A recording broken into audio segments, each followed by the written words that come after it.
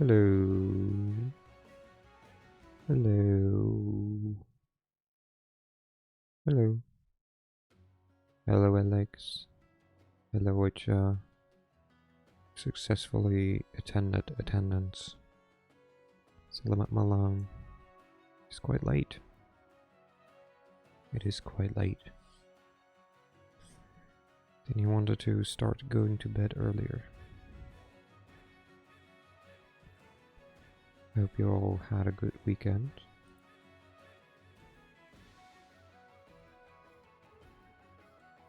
I hope you're all well. And I hope you're all ready for the Monday.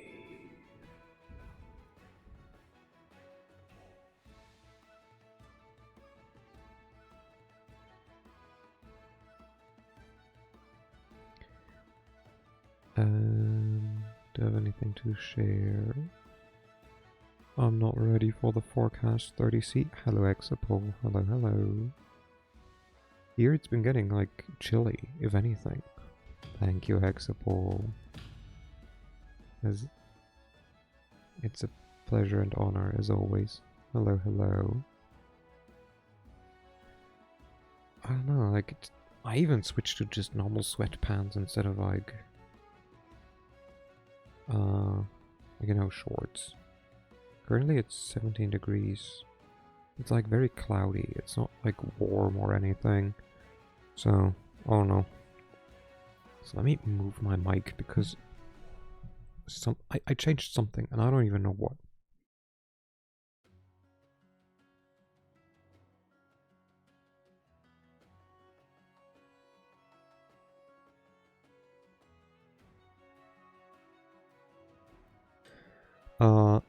It's a relief that the temps dropped. I mean, for sure. I just think they didn't need to do it as much. I don't know, like going down to like 20, like 23, 25-ish would have been good. You know, that would have been good summer temperature. They need to go down all the way to like 19, 15. Which kind of feels like almost autumn, like early autumn instead of like late summer.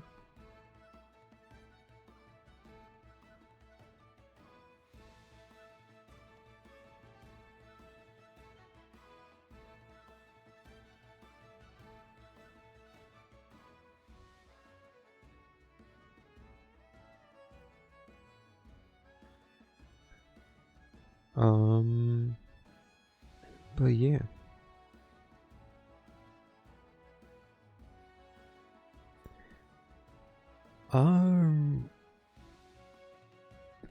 Oh, I have like one thing. I think that even happened not today, but yesterday, but I forgot. Wait, fair enough. Personally, I like early autumn temperatures more, but I have to say that the changes are extreme. Like, they're certainly not fun. Like, that we keep jumping from, like, 15, 18-ish to, like, 36. Like, that shit ain't good. But hey, hopefully it's getting, you know, stabilizing now that, like, autumn is approaching. But wait, I had, like, I said that I had a story. I think this was Saturday. So, you know, like, I had woken up, I was kind of like, I don't want to get up, it's like the weekend, and like, you know, I was like comfy in my bed, there was a dog cuddling, who was also kind of like, you know, like, if you don't mind, like, you could get up and like, you know, let me out and maybe give me food, but also like, I don't mind laying here with you, like, you know, and well, I was like contemplating, like, do I need to go to the toilet? Can I just chill a bit in bed more? The doorbell rang. I was like, oh shit, right? A package. They want money from me. So I like, you know, grabbed my shorts, grabbed my my wallet. I like walked walk down. I opened the window. I was like, "Give me a second, please." No response. Of course. The moment I arrived downstairs, no one's there. I look into the mailbox.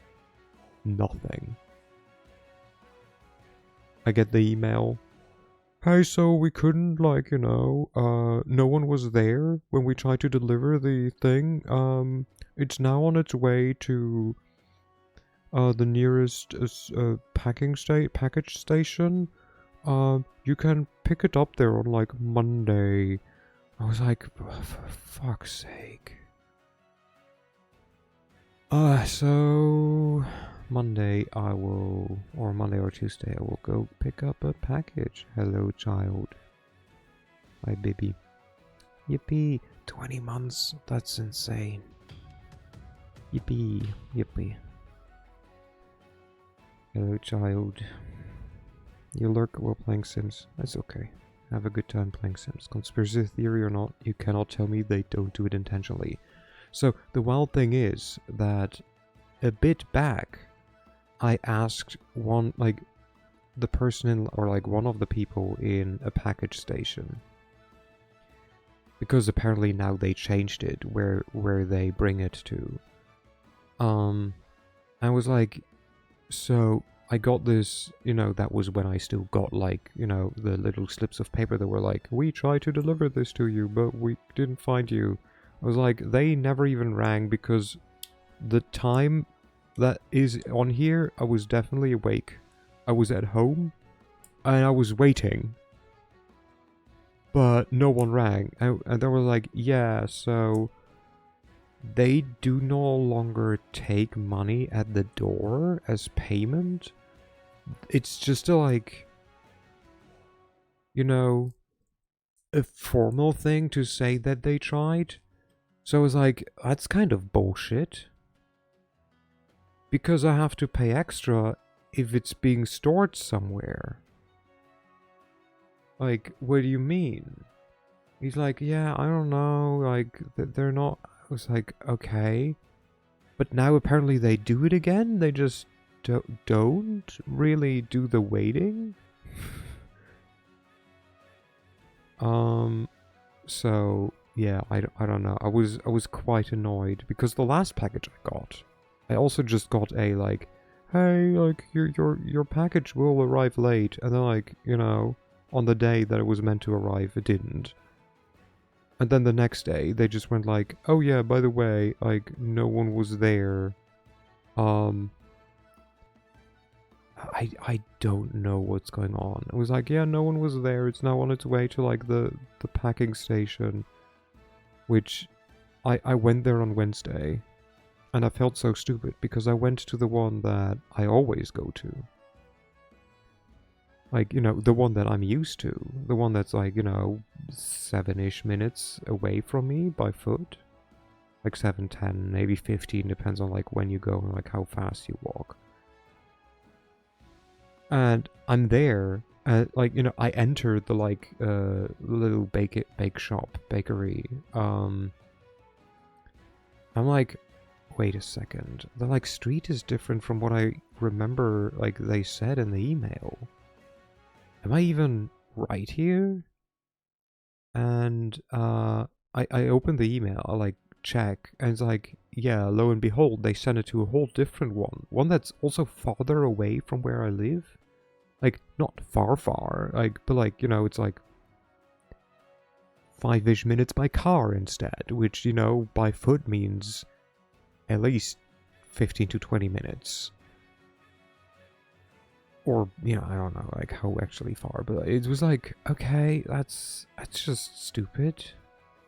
So now I'll have to go there on Monday or Tuesday. And the biggest... Okay, little rant time. The biggest bullshit is, so the package I got like last week, right? So the customs I had to pay were €5, or like $4.99. But like, let's round up to €5. And then they just add a storage fee, which normally you get if you do not pick it up, right? Like, but since if they cannot hand it to you, which I'm no longer able to just have it be handed to me because they do not take money at the door, so it always gets delivered. And I know that because the price stayed the same from what they told me. In the first email, they were like, hey, you have to pay us $12.49, please have it ready in exact change. So the €7.50 storage fee are automatically added. And now comes, so I had to pay more storage fee than customs. And now comes the fun part. The package. The package that arrived on Saturday.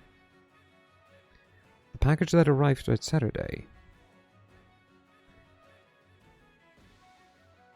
is $7.59.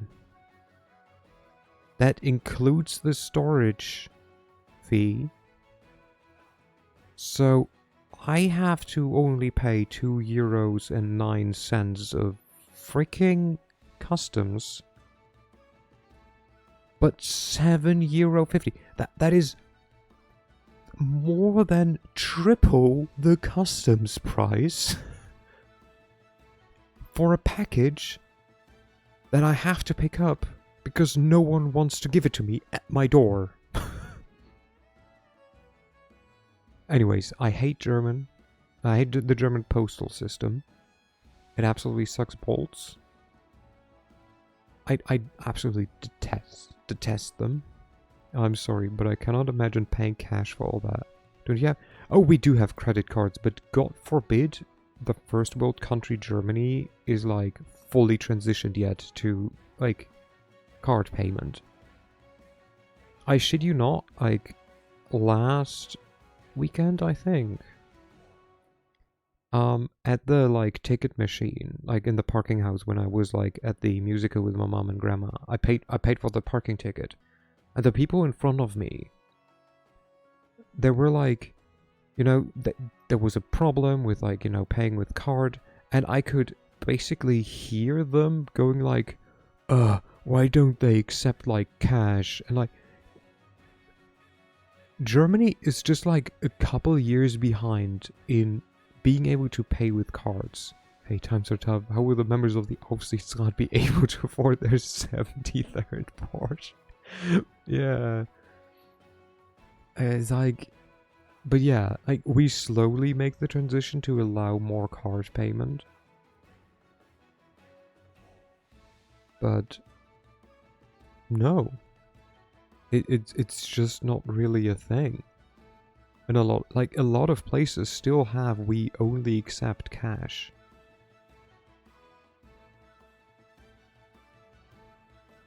Which is like wild.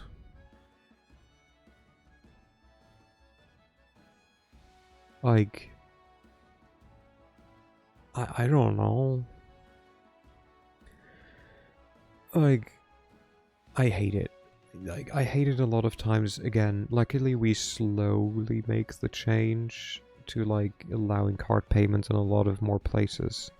Like I was happy that when I was at Dokumi I was able to pay with cards most of the time. Because I heard from like others who were like, oh yeah, like it's Germany, I need, like, from friends who vendor there. It's like, oh, it's Germany, I was told to prepare like a bunch of like cash. And apparently a bunch of people just had watts of like freaking cash with them. And I'm like, I wouldn't want that. I would be way more, it stops me from spending money. Because I would be much more aware of how much I spend. Which you don't want at a con. You want people to just be like, oh, but like, look at this. It's just like 10 more euro. It's just 10 euros for this little charm. Isn't it cute? Like, wouldn't you want to have it? Like, if I take money of my like of an ATM and I run around with cash, then I can physically see how much money I have left. And oh, now I have to pay with this 10 euro bill, right? It leaves physically my hands. But if I can just swipe my card, I don't know how much I paid. I don't know how much fucking money I left at Dokumi. I don't want to know. Because I went there to have fun. And that was my main goal. That's what I said, like, at some point. Was like, I don't want to know. But, like, I have a bunch of money on me because I'm eternally terrified of scenarios where my card gets... I mean, yeah. But the way I see it is, if you have a bunch of money on you, you're also a much, like, you know, nicer target for someone trying to rob you. and yeah, like, I also have, like, cash usually on me. But just like you, it's for, well, if I cannot pay with card. If for some reason I cannot pay with card, but, like, I feel weird if I run around with, like, too much money. Especially big builds. I don't like big builds. I think we should get rid of, like, bigger builds. Or at least they rob my money and don't heckle me with a demine and then my card gets declined. Relatable. I don't know. I don't know. Oh. With the terminal. Oh my god, can you imagine though? Honestly, I mean, that would be hilarious in its own little way though, wouldn't it be?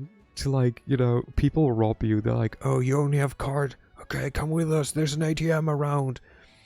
And you're like, you know, like, okay, guys, like, I will, like, you know, take out some money for you. Wait, in Slovenia, the law now states that the seller has to provide at least 2 paying options. Ah, yeah, that's neat. And then, you know, you're like, oh, wait, it doesn't accept my card. Like, what do you mean? Give us the money, stop playing. I was like, I'm here, look, here, you take it, you put it in. It's like, beep, beep, beep. Beep, beep, beep. Wait, these days we don't really use cards nor cash. Oh yeah, like don't a lot of and sorry for generalizing potentially, but like don't a lot of Asian countries use like apps, like some kind of like payment apps, like on your phone and stuff like that? You basically have all the information on your phone, which that would make me so paranoid. Because at that point, when you forget your phone, paying my phone, NFC still counts as card for me. Yeah, QR. Yeah. But yeah, it's like, imagine forgetting your phone, losing your phone. It's like, it just has everything on it. Like, I feel nowadays losing your phone is much more than just, you know, it's the equivalent of losing your, like, wallet back in the days. That is also a problem. Okay, we will switch to the game, to pretend at least that we are planning to play it at some point. We will actually also load so we can look at this. Wait, just because I don't know if everyone has seen it, I wanna show art. So people have seen the art of I've seen the eye banner thing that I'm using now. I got a different piece of art back like yesterday-ish or so. I don't know. Right, Friday? I think on Saturday. I don't know. Anyways, boom! This is what I talked about on Friday with BB and Danny, where when I visited the stream, everyone in chat was like very down bad.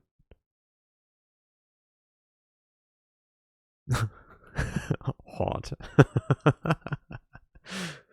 Like the comments about like what people want that hand to do. But yeah, it looks really good. It looks really good. I love it. Someone's got into the strawberry. It's so funny that you say strawberry jam because they also joked around it being strawberry jam.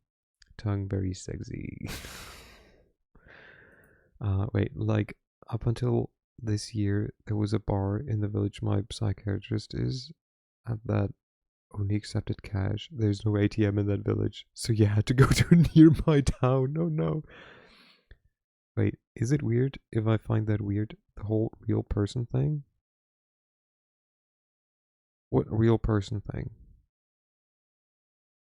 What do you mean?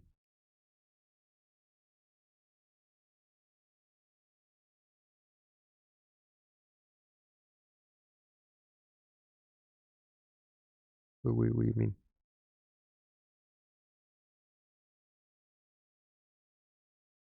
But like, I mean, I don't know. In general, I don't think it's like weird to find things weird. No one here's real. Don't worry. It's supposed to be an art representing you, right? Well, it's an art representing the character. And to be fair, one of the people didn't know that. They didn't know that it was like it was a character from like someone. I don't know. Like, I don't mind it per se. Like the character looks, distinct enough from me that I don't really care. But maybe I also just don't care enough in general. Like, I don't know. It's like as long like it's like to me it's like just making silly comments. Like, even if it was a drawing of me, like if I gave them a photo of me and was like, "Here, can you make me sexy?" Or like, can you turn me into a vampire? And then be like, and then someone was like, "Ooh, I'd like that hand." That's shown as like, I wouldn't be like, "Ooh, disgusting," or like, "That's weird." I don't know. Like, I don't have a problem. I can see why you might find it weird. Um, but I feel it like depends on like how it's being said. And like in the end, at least that's how I see it. A lot of times it's I think it's just to like compliment more towards the artist. Basically like, damn, you drew this so sexy. You know. I don't know. I don't know. As long as no one I don't I feel like some people feel like the character is them, but for some others they don't feel like it's them, but instead the character they can play. I mean, I don't know. For me, it's like I don't put on a persona, right? Like, yeah, technically, like my character has like lore, has like a character, but I don't know. I'm still just me. It would be way too much effort to keep playing a character, to put on a persona. Like, respect for people who can do it, but I can't. I don't know. I don't mind. I guess this is I don't even know. Like,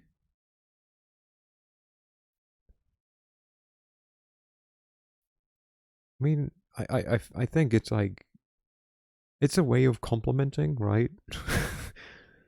It's like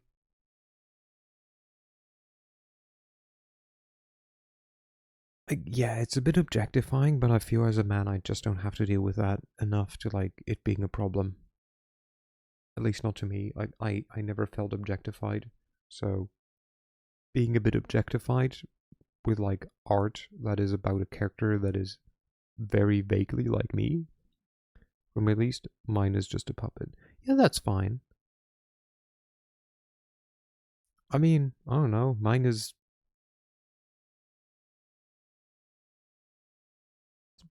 just a character. Like, it could be literally anyone else, but this is what it ended up with. Could have been a cat boy, could have been I don't know, a dragon, could have been, and like in the end it would have been the same. Like, to me, this is just a means to like not show my face and still give people like something to see, like a person to see effectively. So I guess it is basically a puppet. I guess the like most similarity I have with my character is that I also have an undercut, and that's where it ends. Like, I don't wear fancy clothes. I don't have horns. I don't have piercings. I don't have red hair. I know, immersion break. Wow, wow, wow, wow, wow. So like, I don't know. It's like different enough. Someone like looked at my phone and was like, "Damn, where I'd like to see these hands." I see it as a joke. I think mostly, or I mean, at that point, it's like a nice thing. But also, we can play around with the character too, jokingly. What do you mean?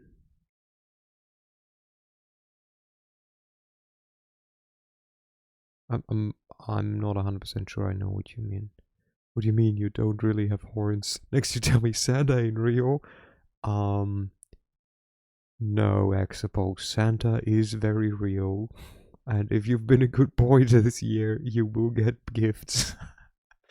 I like playing around with the fact that your character got a horn. Oh yeah, I mean, uh, like people can like play around with stuff. Like I mean, you know, uh, like the one time I ask you how you yeah, yeah, yeah, yeah, yeah, yeah. Like, that's perfectly like that's silly. I don't know. I like being silly, but also I always have the excuse of like, well, I'm a shapeshifter. I can't just make them go away. Which is also what I like. Like I could get like Catboy Urs as like a commission, and it could be canon because well, I'm a shapeshifter, you know, or Urs is a shapeshifter because the answer was very carefully, and you constantly buy new ones. There's a reason why he wears button ups. I'm heading out. I don't remember what voice I gave him. I'm heading out. Are you coming or not? He's now got a like kind of soft boy voice, like introverted, kind of shy soft boy voice. Sure, I'll join you.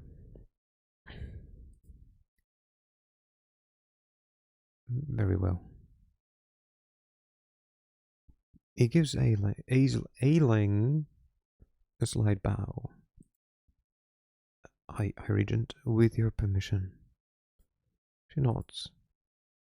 Before you go, however, Karen, defer to Agathon in all things. Our clan values obedience above everything else. Prove you can follow, and this might turn into a mutually beneficial relationship. I'll await his return and his report. Good luck, my child. Agathon bows again and heads out, urging you to follow. The High Regent watches you leave. Outside, Agathon leads you to his car. It's almost funny seeing him get behind a wheel. Somehow you'd expect a more mystical mean of transportation.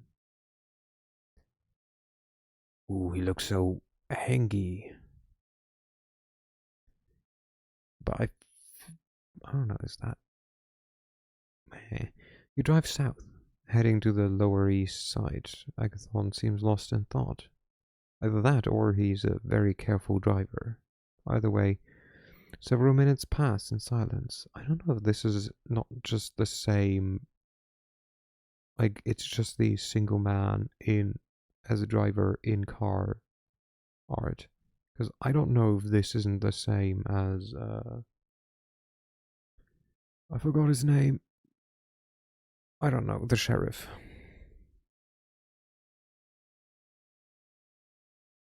Kadir. There we go. Look at me, remembering names.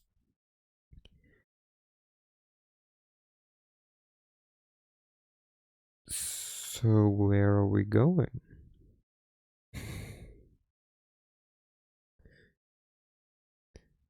Williamsburg.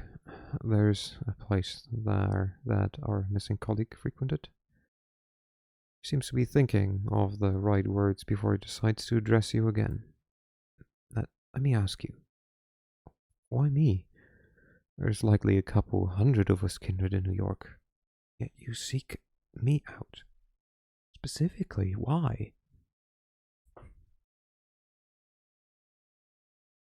Do know, just gave it a shot. Sophie spoke highly of you. You sounded interesting. Okay, we were told maybe don't tell everyone that Sophie sent us. You sounded interesting. I've been told of a few younger vampires I should meet. You sounded like an interesting guy. Interesting. I see. Once more he grows silent. You're unsure whether to continue prying as your driver seems to disappear into his thoughts. You drive into Williamsburg and stop by a fancy-looking building. Over here. There's a restaurant on the top floor. You wanted to help? So here's your chance.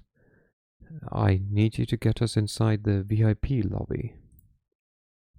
You recognize the place. It's where you were embraced a few nights back. Funny how this restaurant is apparently a vampire magnet. Once we're in, I need about half an hour of focus and some space.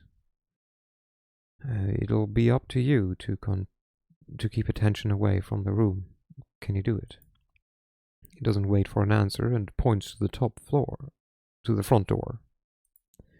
Go ahead, I'm right behind you. The two of you take the elevator up to the restaurant. The door opens and you see that there are only a few guests left, sitting at their tables. An important-looking staff member approaches you. Good evening. I'm very sorry, but the restaurant is closing for the night. I can make a reservation for next week if you wish.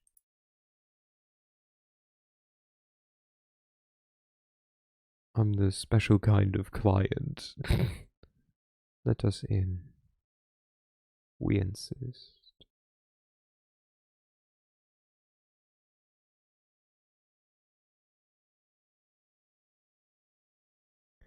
Oh, but we insist.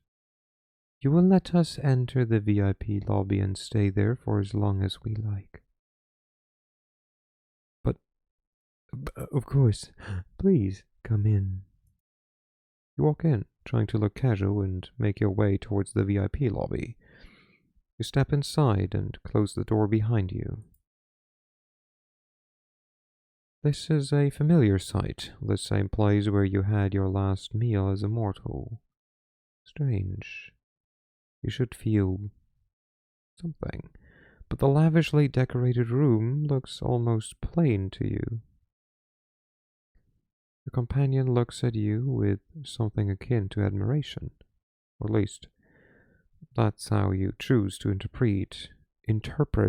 I swear one day I'll get it. Interpret this slight change in his usual somber facade. Again, reason why I say interpret is because I think that I blame German. I blame the German language. Not bad. Not bad at all. He inspects the room. It's unusually cold, and Agathon soon discovers why. Looking behind the curtain, a large window hangs open. The handle and lock look like they've been dissolved, as if with acid. God damn it. You know. Looks like she's gone. Whoever you know is, it looks like she's no longer here. Flash of fury sparks in his eyes. Yeah, no kidding. Takes a frantic look around the room. This changes things. Keep an eye on the door. I'll need some time. Half an hour at the very least. Nobody disturbs me. Understand? Hastily pushes a couch and some potted plants out of the way, moves a bar stool, and takes out a curved knife. Cutting into his own arm, he lets some of his blood drip into the wooden floor. It's pretty fucked up the way his flesh oozes the deep red thick vitae. In life, you'd have found it stomach churning, but right now you feel weirdly turned on by the sight. What follows is more disturbing yet. With one hand, he sheaths the knife and seals the wound. Hello, Salo. Hello, hello. Yeah, that's still true. By the way, I'm still not keeping up. Amaib, hope you have a good streamer. Salamat malam. Salamat malam. Dan salamat tidur. Ucha. Have sweet dreams. Thank you for the head pet. Bye bye. Have a good night. With the other, he smears the blood around him while muttering some weird chants. Sounds vaguely Latin. Okay, you got a booger. I mean, must be a big one, if you need to lurk for that.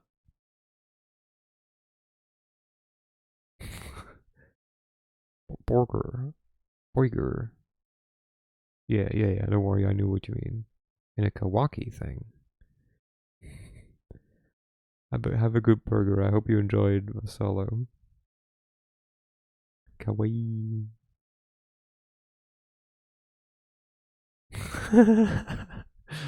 He means burger. Welcome back, child. It sounds vaguely Latin, but you're pretty sure it isn't.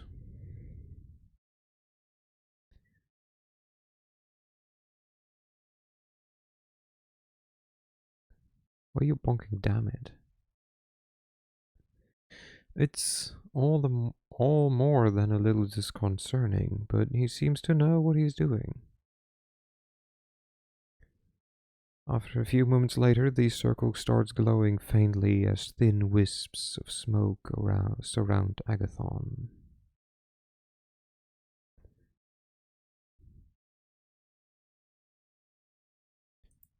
He sits down in the middle, legs crossed, eyes closed. Minutes pass. Agathon's face twitches from time to time, and his head turns every now and then, as if he was looking around or listening in a conversation. I have no clue when I said that or why, but I'm the yolk of the egg. Which I know some people prefer the yolk, other people don't, so I don't know. The smoke grows thicker, forming a veil around the mage. You expected something more flashy, but it's still a sight to behold. You wonder what the point of it is, but refrain from asking. It's probably best to let Agathon do his thing. For close to 30 minutes, you're left with your own devices. Suddenly, the door swings open and the manager storms in, ready to raise hell. The initial haze must have worn off quicker than usual. Calm him down. Try to calm the man down, but he'll have none of it. Keeps shouting and threatening to call security.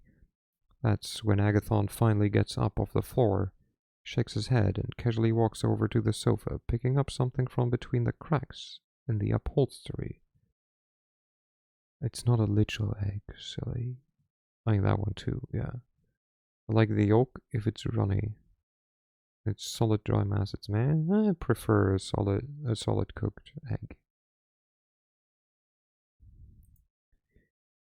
We're done here. Let's go. Who the hell do you think you are? Get out of my restaurant this instant. Not wanting to make the situation any worse, you walk out, sheepishly. The manager follows you all the way to the elevator, shouting and cursing. Agathon doesn't seem particularly fazed by any of this. I knew that. I mean, I don't think I ever talked about how I prefer my eggs, but like, everyone's allowed to eat their eggs the way they want. The restaurant staff throw you some curious glances as you walk towards the elevator, but wisely decide not to bother you. The ride down feels tense. You half expect to see a police car waiting outside.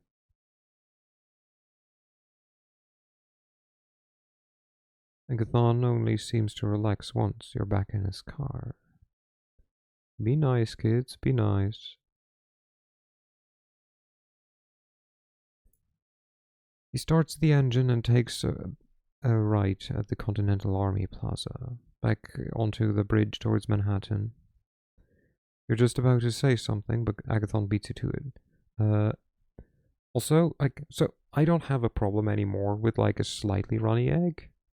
I just prefer it. I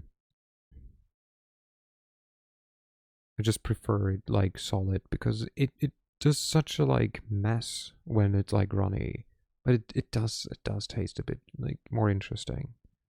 Like, if I want to just eat an egg in that case, like, a solid egg is just better because it doesn't go everywhere. Also, don't you but dad me.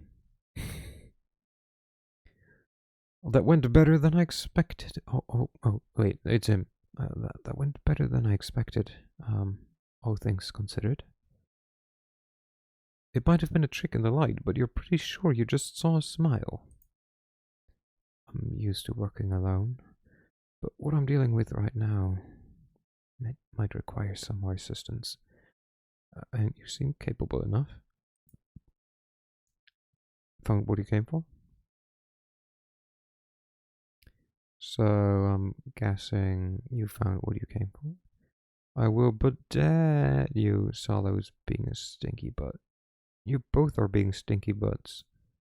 So I feel it's only fair. Sort of. Enough to continue the search at any rate. That seems to deplete the social battery for the night. You drive the rest of the way in silence. It doesn't take you long to reach the Warlock's hideout. Agathon waves at you absent-mindedly, once again lost in his thoughts. Hopelessly so. One of these nights, you should probably take him up on his offer. Who knows? If you gain his trust, maybe you can actually break through his stoic facade and meet the man underneath. And it is night. It is night. Rest. What's up?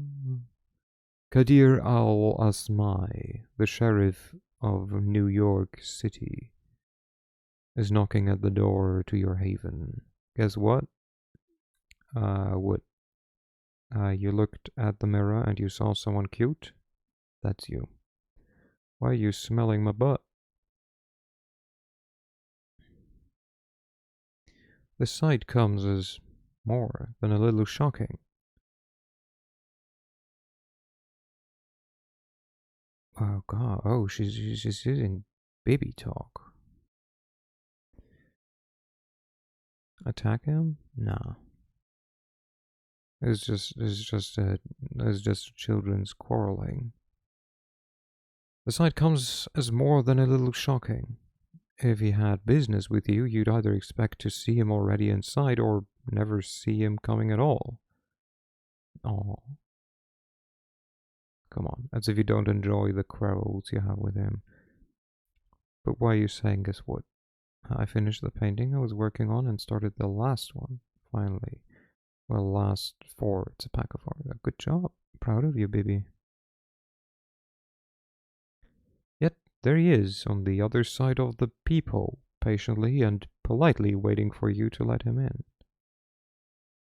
I mean, because you keep adding more and more projects, but good job. Because you see cute things and because you're a kind girl. You carefully unlock the door and face him in silence. Konnichiwa's up, dudes. Hello, open. Evening. May I come in? You simply stare at him. Your lack of an answer doesn't faze him, and your lack of resistance as he starts walking inside has obviously been interpreted as a permission. Once inside, he starts looking around as you cautiously stay by the door. Haven't really had the time to make this place your own yet? Have you? It feels like Langley's apartment through and through. No, that's not his voice. Did you guys know it was Sunday? Did you know it still is? Oh, Urs, you said to look into a mirror to see a cutie, but all I saw is you.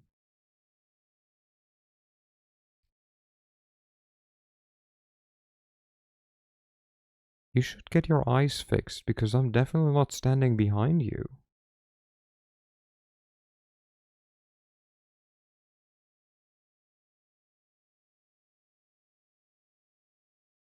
Also, I said it to my child.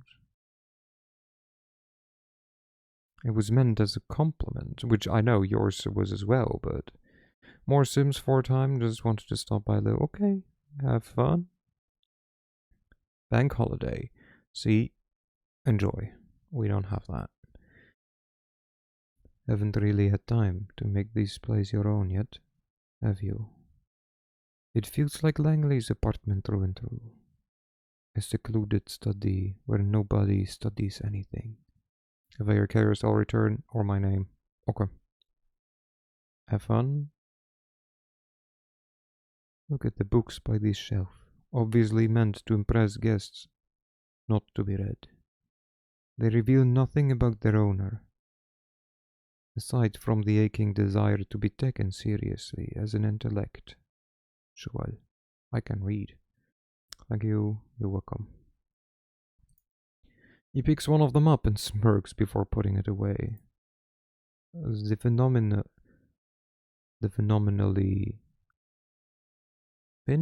What the shit? The phenomenology... Jesus Christ. The phenomenology of spirit. Next to all this garbage poetry. We can make a bet. If she's read more than 20 pages, I owe you $50. And a gallon of blood. That's not the voice I gave him, but I forgot the voice. He was kind of blah. Like, the phenomenology of spirit. Next to all this garbage poetry. We can make a bet. If she's read more than 20 pages, I don't know, maybe something like that.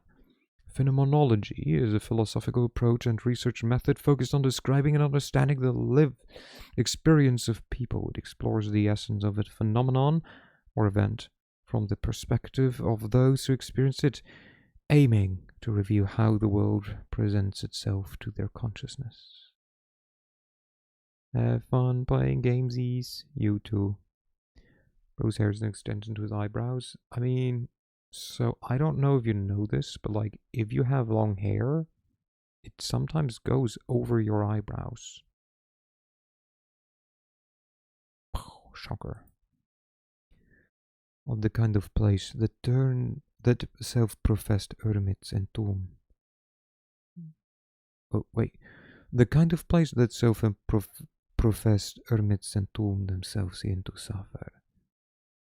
Consider how much you have to run around these nights. You probably only use it to shelter from the sun and rest, right? Even though he's obviously making an effort to come off as non-threatening, it's impossible to forget the first impression he made. You still see him as a fierce predator, trying hard to not expose his true colors. You sense a familiar fight-or-flight response as you struggle to find a diplomatic answer to his last question. If Kadir is bothered by your silence, he doesn't let it show. He keeps walking around, toying with whatever catches his eye. Eventually, he speaks up again. Watch any baseball lately? If I had to guess, you strike me as a Red Sox fan. Now he's inviting you to talk in a more direct manner. You attempt to overcome your physical reaction to him and reply as casually as you can. Hmm. So, anyone got any preferences? Do we say, or do we go, or maybe, it's really hard to choose what silence I want to express. The fourth option. I mean, the easy choices 1, 2, 3, and then 4 from the beginning. Where they're all dot dot dot. I don't know. Your mind keeps going back to that night when everything was changed forever. Waking up in hell with a body next to you, spending a night in that underground sweat box, unsure of what will happen next. The endless car ride. 3 strikes. A bloodthirsty crowd that played. A rebirth. A baptism by fire. A frightening executioner who made sure the flames scared your spirit. Scarred. Because we fondly remember the dot dot dot.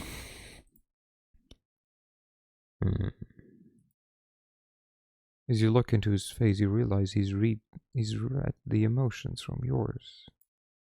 Not in the mood to exchange pleasantries, huh? There's no animosity in his voice. He's just stating a fact. Let me get straight to the point then. He momentarily stops caring about his surroundings, turning all of his attention to you and demanding the entirety of your attention in return. You see, there's something I've realized over the years. In large part, I may have been hired just to look menacing with this sword, but my job is all about seeing through bonds and relationships. I want snacks, but I want to get up, so I must sit here and debate what to do. You want to drink something because you most likely haven't drank enough. And out of solidarity, I will also drink something as soon as I get my bottle open.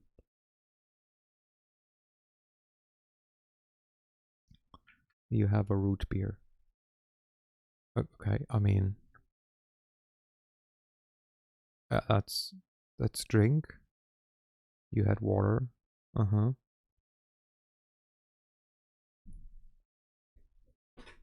Good. Why wouldn't I trust you? Or believe you?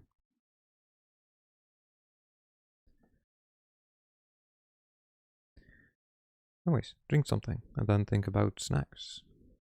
I also had salty popcorn. Good. You did do it. Good job.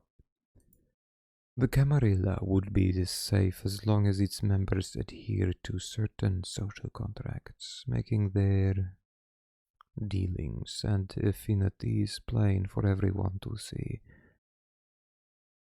But that obviously remains a pipe dream. Have a good lurk. This is a community of born conspirators, overly ambitious gangsters and politicians. Monsters in the Nile, all sorts of tragically broken individuals. They're driven by desire that make them incompatible with the Masquerade. Incompatible with prolonged survival of the Camarilla. Incompatible with methods I used to operate. And so I'm doomed to be like a cop constantly insulted behind my back. Maybe for a good reason, but immediately called for help whenever someone loses their tableware. Or like an Agatha Christie protagonist. Outwardly assisted by everyone, but constantly lied to about everyone's pasts and motivations, even if my failure to solve the mystery might be the end of us all. He tries to sound like he's peacefully resigned to his fate, but it's easy to detect a tinge of regret in his voice. A voice belonging to someone who once had bigger ambitions than this. What broke him? So you see, for this detective, the why don't I? The why done it?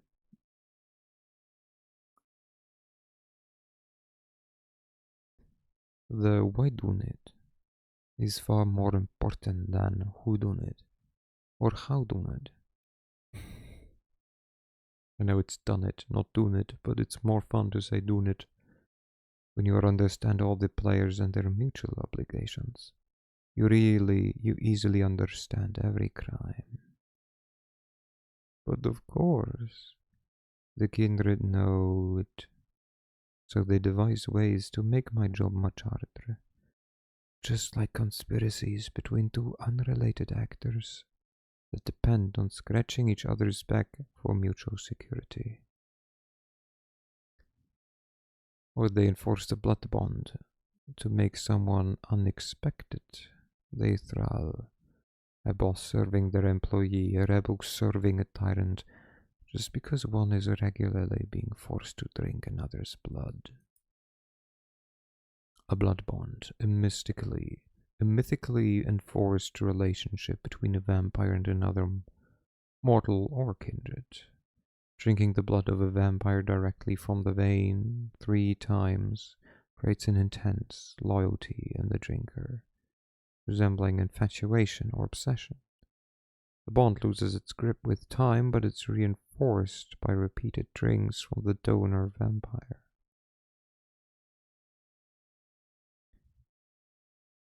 What has Sophie seen in you? Why does the prince keep asking me about your actions? How come you're being pushed to build your own coteries so fast? You are surrounded by unclear motivations, which you yourself don't understand. That unnerves me, and it should unnerve you as well. You unnerve me. And what are your motivations? Oh, and what are your motivations? Finally, you managed to raise your voice. Kadir notices the effort and smiled softly. So you haven't gone mute since the last time I saw you. Good. Well, I'm here for a selfish reason. I need to develop a rapport with you to better fulfill my obligations. The last time we met, I couldn't see you as my equal. Now that you've been accepted into the Camarilla, what choice do I have? Hello, Tanskan. How are you doing? I'd understand if you didn't want to see my face again, but I'm one of the faces of the New York City community, and as long as you're part of it, it's going to be impossible to avoid me. Just chilling, letting my hair dry. How's you? Today's been a day, but you know, it's getting better. It's getting better. A little, a little, a little person helped me get to feel a bit better at least. By being sweet and kind to me. But yeah, now we're playing games, we're reading, we're having story. I get to do silly voices. So that is good. Also, we had pancakes earlier, so that might also help. Just sweet. Sweet dinner. Especially when I have business with you, and I do. As you might have guessed by now, one of my tasks is uncovering and understanding your bonds. And one of them might endanger our community. Been a very long day, yeah, of course. I've been suffering cause some dumb bastard ransacked my fridge, drank my rum, and gave me a hangover. When I got my hands on them. Oh no. You know, I feel they're gone, and the more time passes, the further away they will get. Well, they are stuck in the past. All you can do is forgive and move on. Or maybe stop stocking rum. So what you're saying, I need to invent a time machine. I mean, yeah, but if you had, either you would have already noticed, or we have just found out, and we haven't, that timelines are a thing.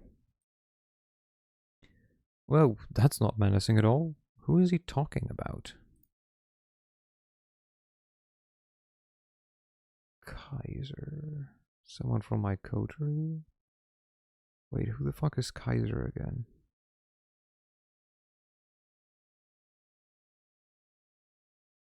Well, who could it be? I mean, it could be someone from my coterie. Oh, it could be Kaiser, yeah. Yes. Honestly, the people from my coterie shouldn't really be an issue, but like Kaiser could be. Is this about Kaiser? Kadir shakes his head. That leper is bad news if you ask me. But who doesn't trade information with him these days? No, they're not the major player. Produces a file from underneath his coat and passes it to you. I usually go for the many world interpretation, where I do travel back in time. I'd create an alternate timeline, just as real as the current one. Yeah, so basically alternate time. Yeah, parallel timelines. I mean, it's difficult, right? Because everything that means that you interacted with the past, if we just assume that time is just a single, a single line without like parallels branching off, would mean that, well, it would have already happened and it will always happen, which makes things like, well, if we invent time travel, like we will kill Hitler. Well, if we do, we never would have, for whatever reason, because he happened, like he existed, or we just never managed to like find, like, invent time travel. And I think the only time travel that, if anything, we really are able to ever invent might be time travel into the future. And even that won't be the way that, like, we imagine it to be. Would basically just like send us off somewhere far away and then return. Because like different gravitational poles and like whatnot means like different amount of time. We can already do that. I mean, travel forward in time. Yeah, I mean, technically, even the people in orbit on the ISS age slower than we do. I think they tested that like years ago with a twin, like with two twins.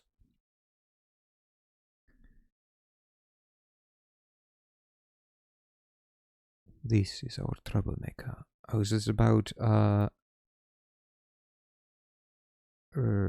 you open the file and see some printed photos. Freeze up as you recognize the face and are overwhelmed by a flood of repressed memories. It's also a crucial factor in GPS. True. Newman. Ah, I don't know who that is. Benjamin Newman. The asshole who made the last few years of your life a living hell. The sexual harassment. Oh, fun. The mobbing. The way he kept delegating all his obligations to you without ever letting you reap the fruits of your labor. The way he stole your soul. Goddamn prick.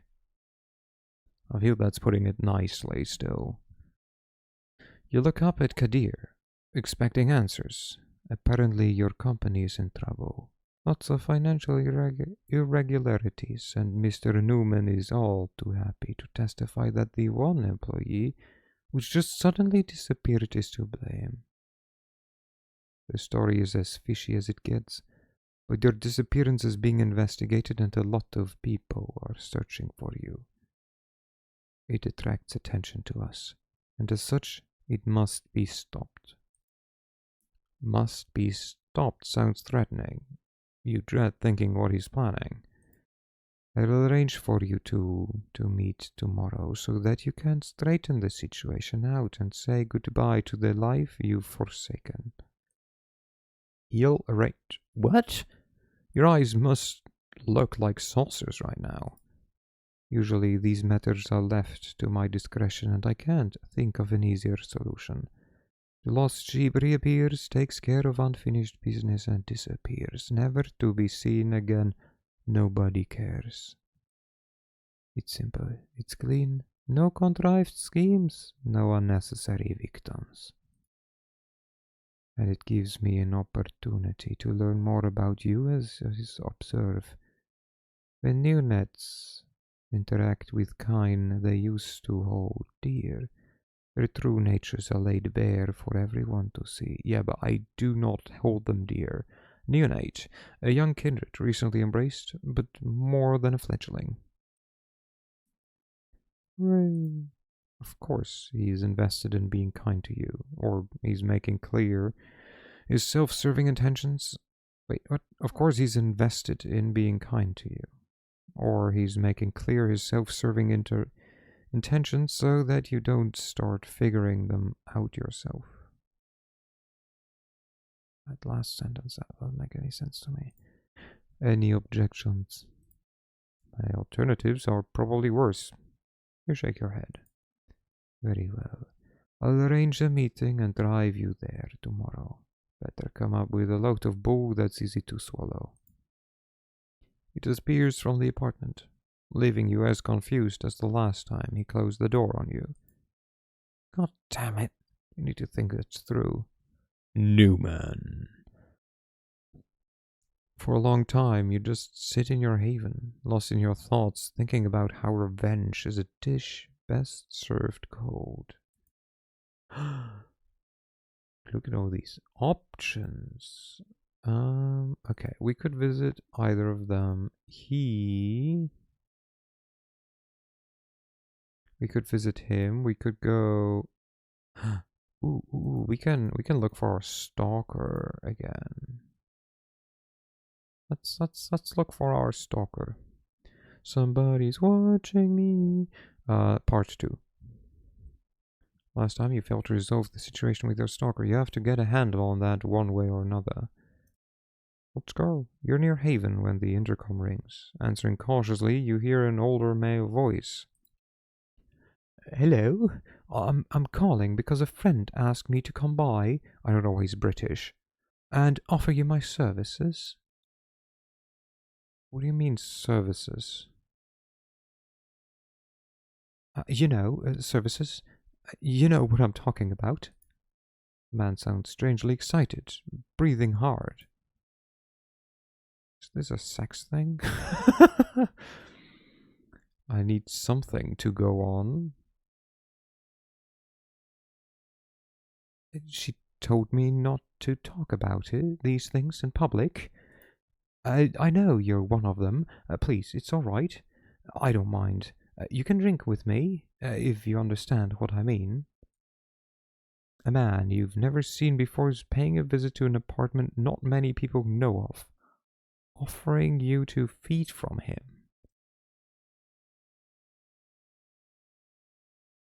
I don't drink with people I've never met. Okay.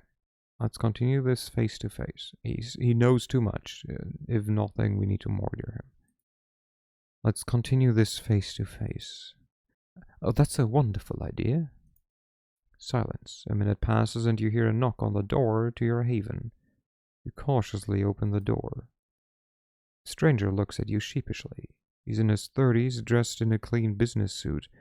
He looks moderately successful, someone you could meet at an investment bank. I'm sorry. I didn't want to intrude, so that's why I called from downstairs. Forget all this and go. Honestly, ooh, I don't know who the fuck he is. Who are you?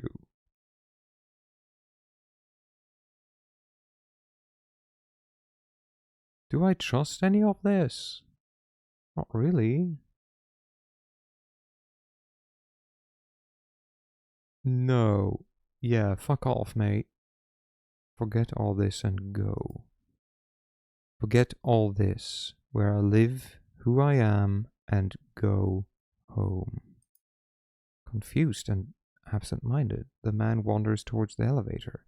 He gets in and disappears, leaving you look at the empty hallway. What was that all about? What was all that about? You need to rest. Let's rest. We also need to eat. We've used our power twice. Knock, knock, knock. You'd ask who's there, but you don't know if the Sheriff of New York would play along. When you open the door, you see him toying with the car keys he's holding in his hand. Ready to go, fledgling. Wow, just yesterday I was a neonate. I got demoted. You don't feel like it, but you give him a nod nevertheless. Excellent. Stay close. He leads you down to the vehicle he's parked nearby. Once again, he takes the wheel, literally and figuratively. No, I think this is the same, but I think they replace this image. Everything in sight is just the way you remember it, down to the rearview mirror reflecting the intense stare of your guide. However, the trip itself feels notably different. The last time Kadir drove you around, he was forcibly dragging you away from your old life. This time, he's pulling you back into it. Goddamn Newman. You're getting violent just thinking about him. Let me tell you how it's going to go. As I said, I've arranged a meeting between you and your kin. It's going to take place somewhere you should know very well. I'll watch over you two from a safe distance to make sure you adhere to the rules. You should know those very well, but I'll reiterate, just so you can't ever say I didn't warn you. Don't do anything that would violate the masquerade. Don't establish some secret routes of contact. I will know. Don't treat it as the last time you two will ever meet. Do treat it as the last time you two will ever meet. Take this chance to wrap everything up. Here's your story. You're fine. Found yourself at a crossroads. Decided to radically change your life and move out of the city. This subway is unbearable. The rent is too high. They've heard it all. However, you do not appreciate being accused of a crime you didn't commit. So you're back, both to clear your name and strike fear into the heart of the real culprit. By now you should know how to cause fear among the living, right? He smirks at you. Have fun. As long as you don't leave a mess for me to clean up, we should be good. The car makes a sudden turn. I'll leave the finer details to you. Just be so kind and don't make me regret it. You can sense he's going out of his way for you, but doesn't try to force you into gratitude by stating it plainly. If you know, you know. You'll see if you are worthy of his aid. Oh, he'll see if you are worthy of his aid. We are here. Take a look around and recognize your destination. It was right. It is a familiar place. It's the office in which you wasted the best years of your life. Newman should be up there. Apparently someone is blackmailing him with documents proving his perchance or embezzlement. The poor guy is stuck in his office and he's probably pretty shaken up.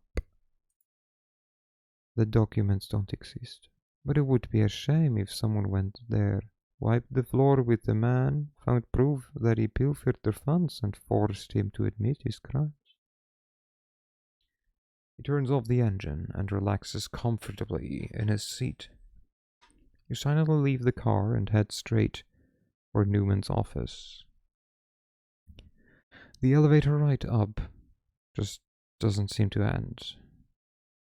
After what feels like 5 hours, but in reality is closer to 30 seconds, you finally reach your floor.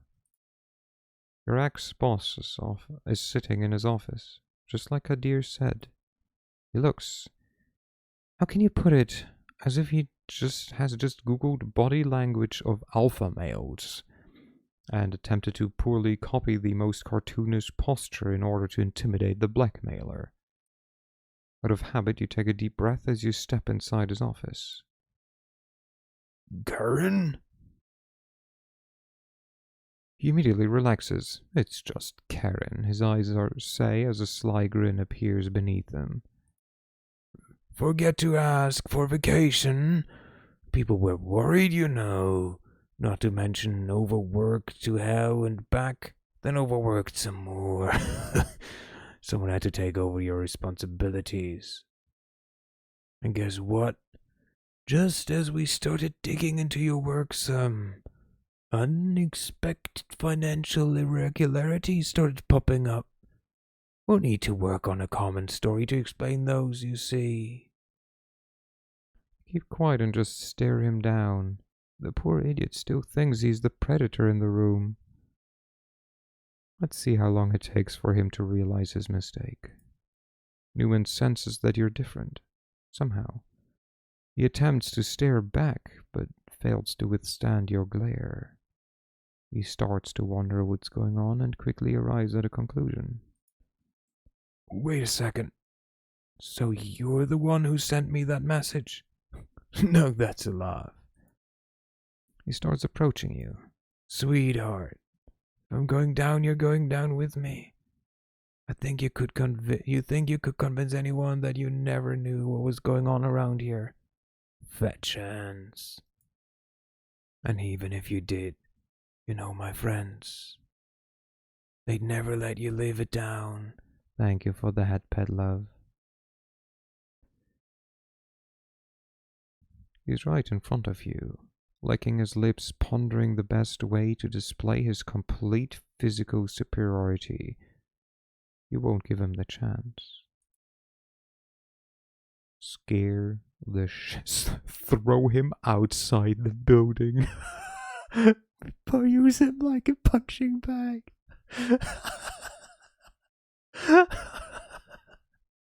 Just like, yeet! No, we cannot murder him. Scare the shit out of him. I totally didn't start playing Sims 4 an hour ago and just now got out of Cass or create a character. What is out of Cass?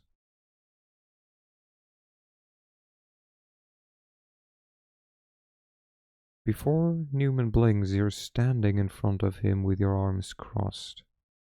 After he blinks, your hand is already on his throat. He freezes up. He watches you get in his face and slowly brandish your long fangs. A loud, throaty, inhuman growl rings throughout the office and begins to morph into a violent hiss.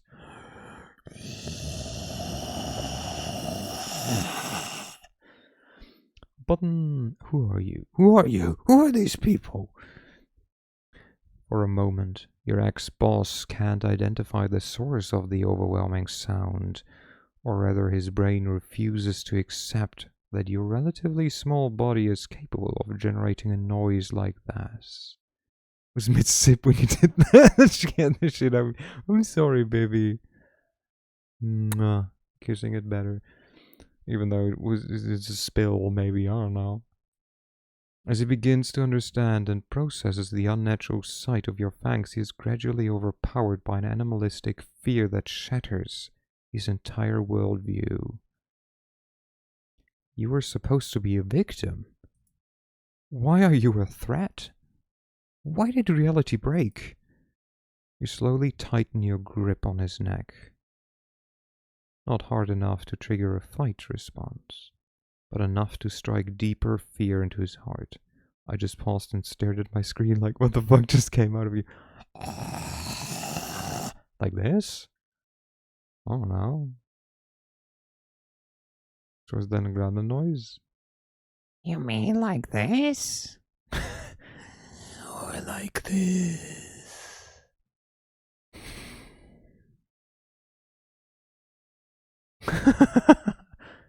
Neil. Newman complies with your demand, squealing softly, a single tear making its way down the stubble on his cheek.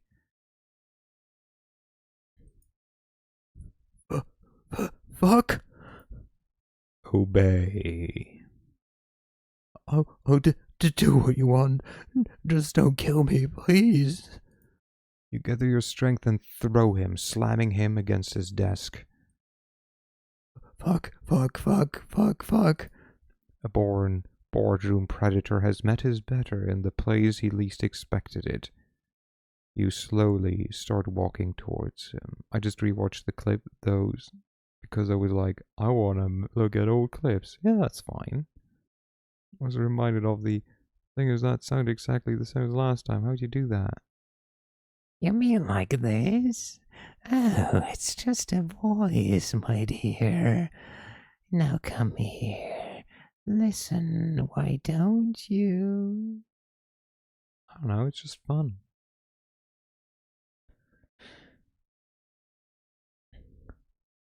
Stop.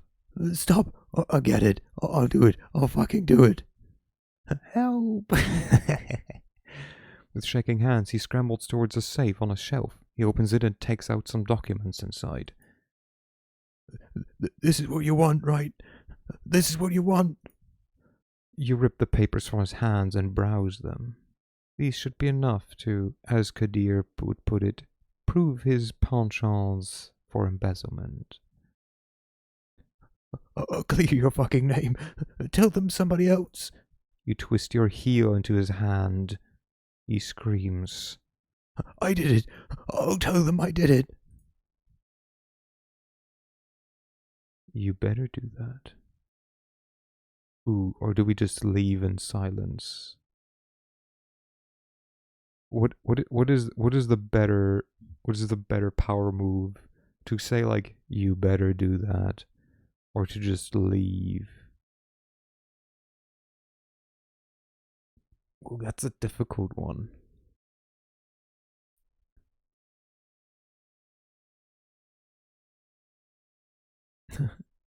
Playful, exuberant butterfly. Yay! The yay at the end. Yee!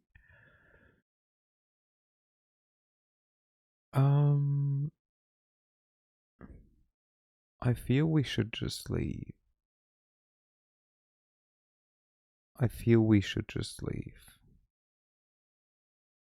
You know, we already put the living, like, the fear of the living or the dead, you know, whatever, into him. We'll just leave in silence. You simply turn around and start walking away.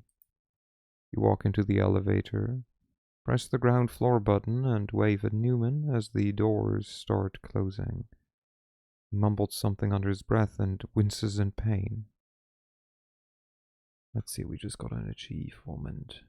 Meet someone you used to know. Consider this my resignation letter. Nice. Okay, I mean, yeah. I mean, that is certainly a resignation letter. Back to Gadir's car. Once he closed the door, he instantly puts his foot on the gas pedal. Walking off the beach with no regrets. No, that's not his voice. Walking off the beach with no regrets. Said everything you had to say. I wiped the floor with him and got the documents that should keep him in check. And also will be looking over his shoulder constantly for the rest of his life. Kadir smiled deviously. Look, looks like you can take care of business, as expected. I don't need to tell you to hang on to those documents, but keep in mind that you can use them for more than a security guarantee. We're always looking for more contracts among the big fish. Once you settle in, you can use what you know of Newman to convince the elders that he's better off as your ghoul. The dogs are bugging me to go outside. I'll be back. Okay. Yoink.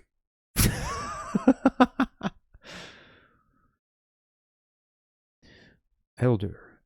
Oh no, first ghoul, I guess. A minion created by giving a bit of vampiric vitae to a mortal without draining them of blood first. Which would create a vampire instead. Why was that fitting? Yoink. Elder, a vampire who has experienced at least 2 or more centuries of unlife. Elders are the most attractive participants in the jihad, a secret self-destructive war waged against the ancient undead. Elder vampires tend to manipulate their lesser kin, using them as pawns in a terrible game, the rules of which defy comprehension.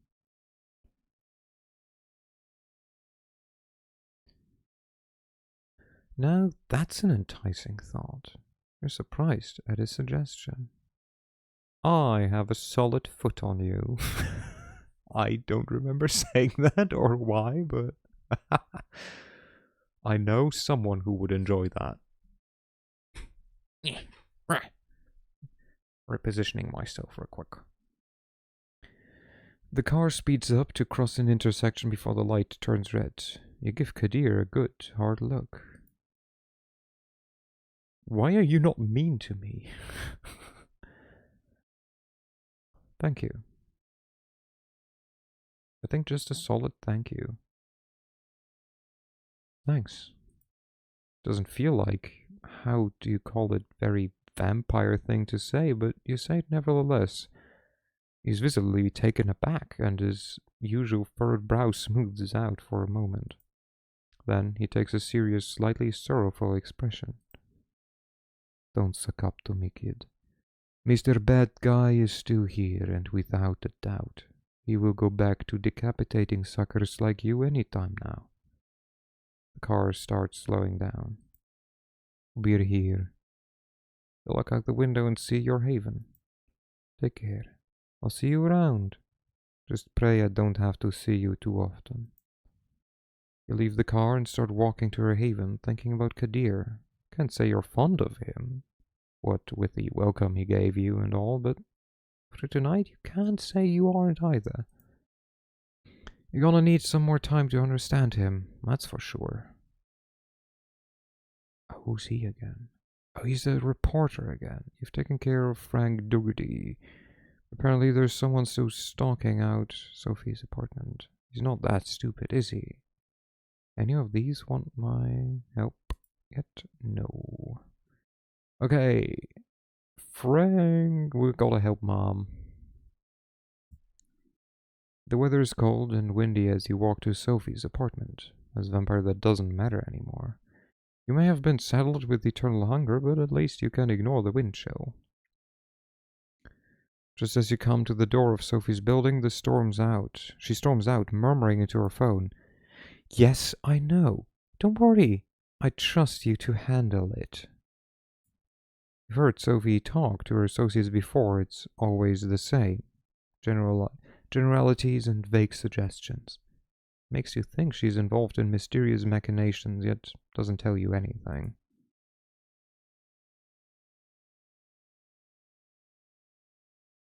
Sophie is dressed to kill, but there's nothing unusual in that. She likes to make an impression. A black car with tinted windows is waiting for her in front of the door. A chauffeur steps out and to open the car door for her. Sophie notices you. I'm glad you're in the neighborhood. If you could look around for me one more time, that would be wonderful. You told me you'd gotten rid of that reporter. Turns out he's still here, snooping around. Sophie is very good at communicating disappointment. Doesn't have to do much to make it clear that she's unhappy to have to return to this issue. I'll take care of it. After tonight, he won't trouble you anymore. Good. Don't disappoint me. The porter talked his way into the building during the day. Once the doorman understood what was happening, he threw him out. He showed old pictures of me to my neighbors. It's very awkward, you understand? Sophie disappears into the car and the chauffeur closes the door behind her. You watch as a sleek vehicle disappears into the Manhattan traffic. Just one anonymous car among many. Best sit down somewhere and devise a plan of action. Go to a nearby diner, settle into a booth and order a coffee from the steely-eyed Latino waitress. As she brings you your cup, you describe Frank Dougherty to her on the off chance she's seen something. Just as she's about to answer, you happen to look outside. Something catches your eye. The diner is brightly lit, so you lean closer to the window to see the street through it. You got lucky. Frank is standing on the sidewalk on the other side of the street, looking at something on his phone. You slide out of the booth, throwing a few small bills on the table, mumbling something to the waitress. You step outside. Well, let's follow him covertly. For a reporter, Frank isn't terribly observant. You keep your distance, hiding behind people and cars, but he doesn't look around. Seems like he wants to find a private nook to inspect the photos he took tonight. An alley. He ducks in, and you follow. Oh God, it's you again. Please, I'm working on a different story, I swear. I don't know what voice I gave him, but this is it now. Frank retreats deeper into the alley. Let's have a friendly chat. In that case, you won't mind a little friendly chat? I'm all about being friendly. Okay, I'm sorry I tried to bullshit you. Just tell me how I can help you. Your employer trusts you too much. I thought we agreed there is no story. Why are you here, Frank? You're sneaking around with the camera. Again. Why? I'm a reporter. I report. That's just my job. Look, I don't want any trouble. I can see that you're serious. There's something to Sophie Langley. I think you know what it is. You take a long, hard look at Frank Dougherty. He's a tenacious man, but not brave. After the last time you met, you were sure he had been dealt with. Where did he find the courage to come here again?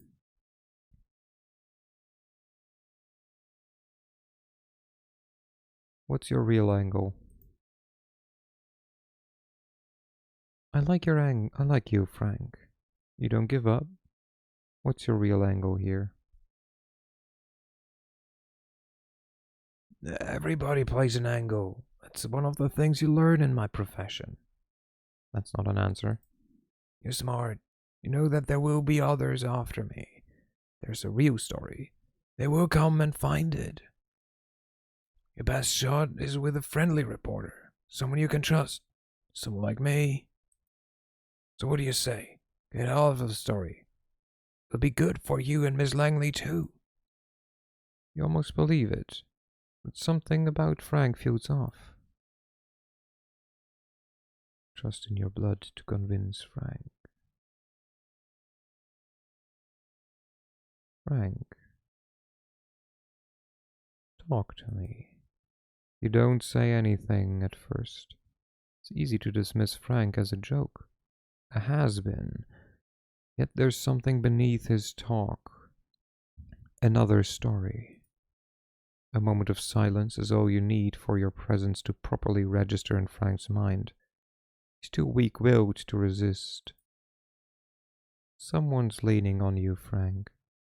Come clean. What? No, absolutely not. Frank's voice sounds shrill. You know you got it right in one guess. Sometimes I just need some extra money, that's all.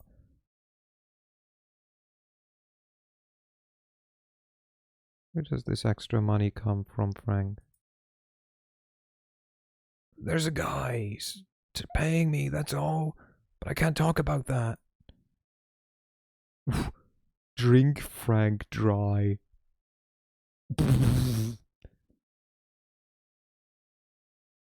Listen, Frank. I can work with me.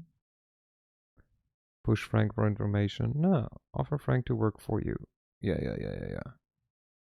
Tell you what, Frank. I'll make this easier for you. Work for me, and I'll make your life easier. I want to know who's after Sophie Langley, and you can get me that information. Who knows? Know what? I don't think I'll make that joke. Do it. Do it. I dare you. I double dare you. Who knows? Maybe this will become a lasting and lucrative relationship. Frank is taken aback by your suggestions. Still, he clearly needs a friend. I don't know. I mean, if there are people leaning on me, they won't take kindly to it if I help someone out. I know how valuable you are.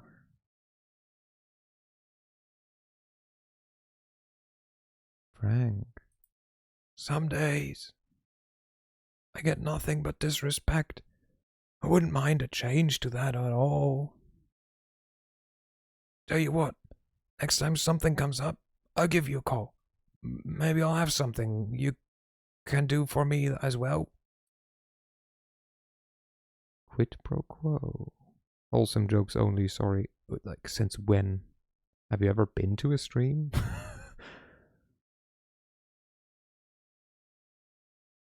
Don't worry, Frank.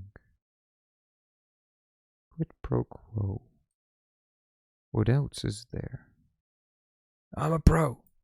Frank hesitates for a second, as if he was going to say something more. He takes one last look at you, turns and leaves the alley, disappearing into the crowd.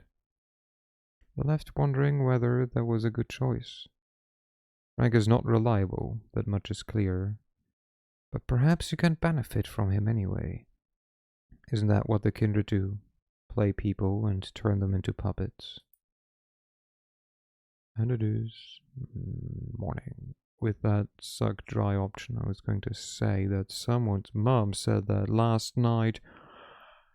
Yo!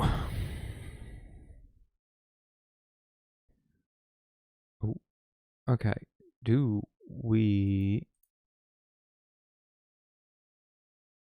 Okay, I think so. We will go for Hope, and then we will maybe visit our wife. Because I don't wanna visit this guy. He's smoking. Anyways, let's meet Hope, the Malkavian e-girl, Cruella de Vil. It's a quiet, moody internet cafe. Half of its space serves as a coffee bar these days. But behind a glass wall, it still has a space dedicated to rows of PCs. From the street, you can notice tired adults in casual clothes typing away absent-mindedly, and some bored kids wasting the late evening hours on colorful online games. If Sophie's intel is to be believed, this is where Hope has set up her haven. One of the waiters is standing outside the building, gazing at the sky with a smartphone in one hand and a vape pen in the other. I gotta love Cruella de Vil. This is a lie. I've never seen 101 Dalmatians. Interesting. But, I mean... I was gonna say, but that's because you're baby, but, like, you're not baby enough to not have, like, had the opportunity. Is there a reason why? Like, do you know if there is one? Or just never came up? I don't like dogs, probably. Yeah, that makes sense. I have a question. And you don't have to answer, of course. But since I recently learned that, like, does it have anything to do with your religion? Or is it just a personal preference? Do you expect us to watch all movies? There are... Oh no, by far not. I'm the last person who's like, what? No. You should watch The Thing. uh well, I'm asking because I recently learned that apparently in Islam, the dog also counts as like, in quotation mark, like dirty animal. Is 100 like satanic or something? No, no, no. I mean, depends on like if you focus on Cruella de Vil or not, I guess. No, it's more because like I heard that like apparently like it counts as like an unclean. Oh no, it's not like that. That's just a thing about clean. Okay, okay. Well, I mean, like that's why I ask. Like, I like to learn, and I only like picked it up on the side, kind of. So I just, could have been. Thank you for answering, though. I like to learn things. Still can't over Disney tried to turn Cruella, a person who wanted to skin puppies, as a tragic anti-hero. Yeah, that certainly was a like. I mean, the movie was apparently good. I never watched it, but um, it certainly was a choice to go like, yeah, but like, she's so tragic. Her like parents died and whatnot. It's like, okay, but she wanted to moiter puppies. Feel free to. I mean, yeah, I'm like always like I'm of the belief that like if you don't ask questions, like you will not learn, and there's no shame in like asking questions. I just always like to make sure that people like know that my question comes from like a place of curiosity and not of like, hey, you're Muslim, right? Like, tell me this. Is it true that you eat whatnot? Or, like, no. It's like literally like, hey, I heard this. I'd like to know more. She may have wanted to skin dogs, but she got overlooked in the workplace. I mean, almost. It's like her designs were like stolen and she got mistreated and her parents got killed by dogs. I guess it's absolutely stupid. You approach the man and tell him. Her parents got killed by dogs. Yeah, like they got jumped on while standing near a ledge and got pushed over the ledge by the dog jumping against them, if I remember correctly. If you think about it, it's absolutely stupid and hilarious. I'm looking for hope. He releases a soft chuckle. Yeah, you do. Yeah, you and me both. The man slowly takes a drag from his e-cig, sizing you up and down in silence. After a long awkward moment, when you're ready to leave him be, he raises his voice again. I have absolutely no idea if you're No, I'm being serious. If I remember correctly, her parents were like at a party, standing, near a banister, near a cliff or something. And dogs came running because they were trained to do so, jumped at her parents, and effectively kicked them over the banister. If I remember correctly. Mind, I've only seen like clips and whatnot and like parts of the movie. But okay, I hate to justify murder, but that's so stupid that they. Thing is, without, spoiler for the end of the movie, that's how she kills her boss, who was the one who trained the dogs. I just like watching pitch meet. Yeah, same. I mostly know it because of pitch meeting. Also, I think I forgot to say hello compelled, of course. Hello. Come. Right this way. He heads back into the cafe and you follow his lead. When you make your way through the space with computers. What's... Okay, so pitch meeting is... It started as a, I think, Watch Mojo thing, and now is its own channel and everything. It's basically someone making fun of like how a pitch meeting about a movie, like for a movie, must have happened in big quotation marks. It's just making fun of it. It's like, oh, and like we should definitely only make the stupid jokes. Like, it's right behind me, isn't he? It's really, really good. I can only recommend them. Wait. Digging the Aeon run in Wrath. My character went back in time, saved Staunton from going out and taking the banner so Dresden didn't fall and was blockaded for 70 years. Nice. And my crusade was the one that broke the blockade. Let's fucking go. When you make your way through the space with computers, no one averts their eyes from the spreadsheets, emails, Facebook profiles, or games of Fortnite. Aeon can time travel. Apparently. It's a common sight. One you wouldn't have paid much attention to a few weeks ago, but now it seems so unnervingly quaint. Would they still be spending their time like this if they were immortal? I mean, especially then, right? Because at that point you're not wasting time. Might as well use it. The waiter unlocks an unassuming door at the end of the room and lets you inside. You two swiftly make your way through a labyrinth of sterile grey corridors, taking confusing twists and turns. Feels like you're traveling into a different world, crossing one invisible portal after another. Eventually, you reach your destination. Okay, for a second I thought that was like old monitor, you know, one with the tube and everything. But no, the like border here just makes it kind of look like that. Eventually you reach your destination. Your guide motions you to enter a dark room with a lone source of pale light. Wait, a cathode ray CRTS? If that's what it's called. In German we call them Röhrenfernseher.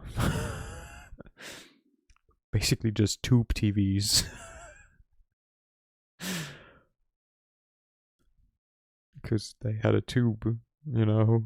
I don't know. A computer screen in the distance beckoning you to come closer. Oh look, it's Discord. But shifting. As you do, you hear the doors shutting behind your back and a short chuckle echoing behind it. Is this the place? Nothing else to do but sit on a chair in front of the computer. The monitor displays a modern chat application. It is Discord. The cursor is blinking in the user nickname entry field in the middle of the screen.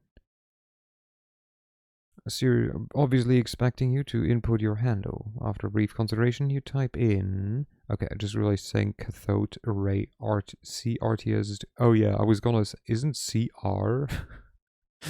Just for that? Roleplaying in Reddit mod?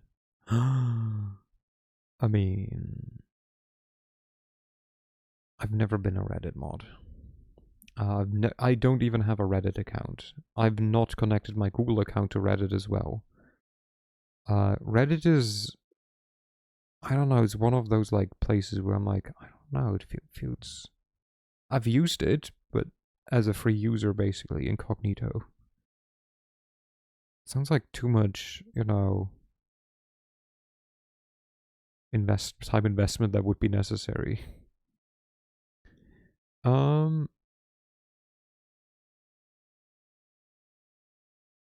A random string of characters. Something goofy. A random string of characters. I still don't get it, but the people on it are help. Yeah, indeed. I use it mostly if I have questions. A random string of characters, please. After QWERTY turns out have been taken by someone else. You settle on QWERTY up. It works.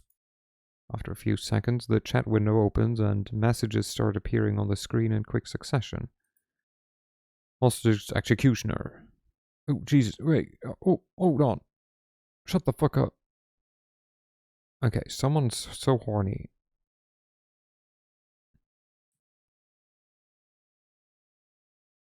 Okay, wait.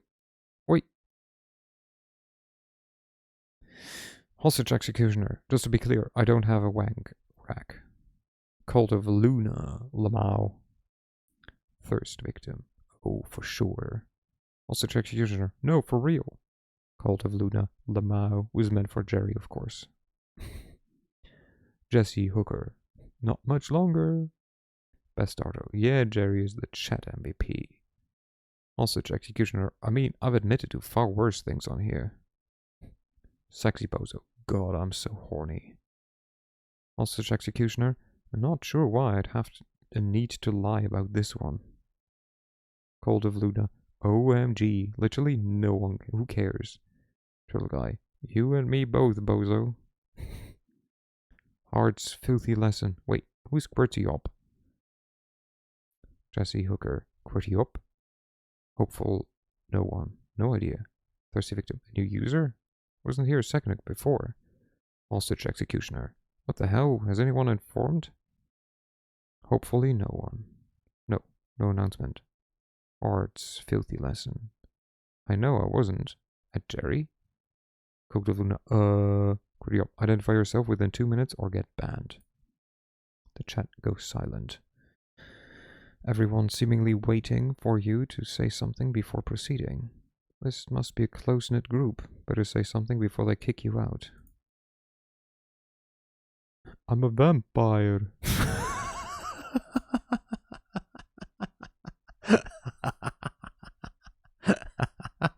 Yeah, that'll do. That'll do. Hi, I'm looking for hope.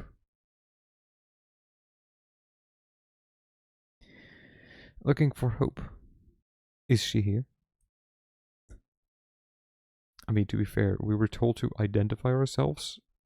We just said we look for hope, but identifying myself wasn't an option. Rip.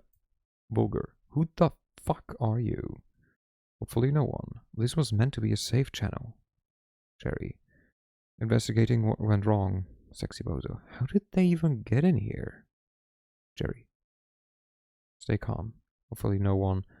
Can you get their location, Jerry? Jerry. Lol. Yeah, sure. Bastard. That's our Jerry. Follow the DM to anyone interested. Oh boy, now you're in trouble, QWERTY up. Yeah, you're gonna regret. By hostage executioner. Code of Luna. Dumbass. Hostage executioner. The day you decided to spy on us. I cannot use my presence over the internet, can I? The waiter brought me in here.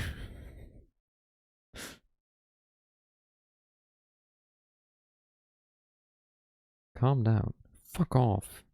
That one guy brought me in here. Helpful. Thought this is where you can meet hope. Yeah, I'm calling bullshit. Jerry, how are things on your end? Got the info. Nice. You wanna die, asshole? You will die. You will die. Die. Die. Fuck QWERTY up. Instantly, of course. Neoliberal. Starter sentenced to death for shitty basic online handle. Code of Luna. I'm literally on my way to kill you right now. Thirst victim. Yeah, sorry to inform you, you're about to die.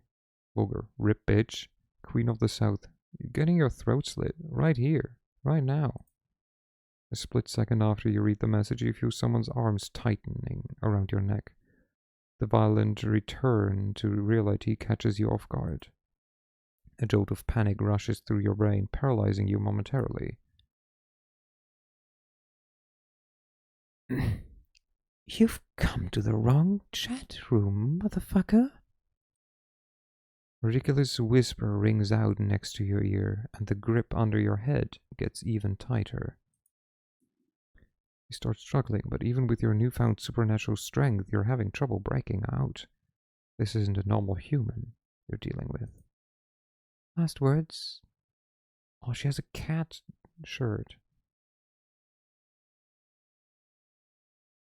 Your chat room sucks ass.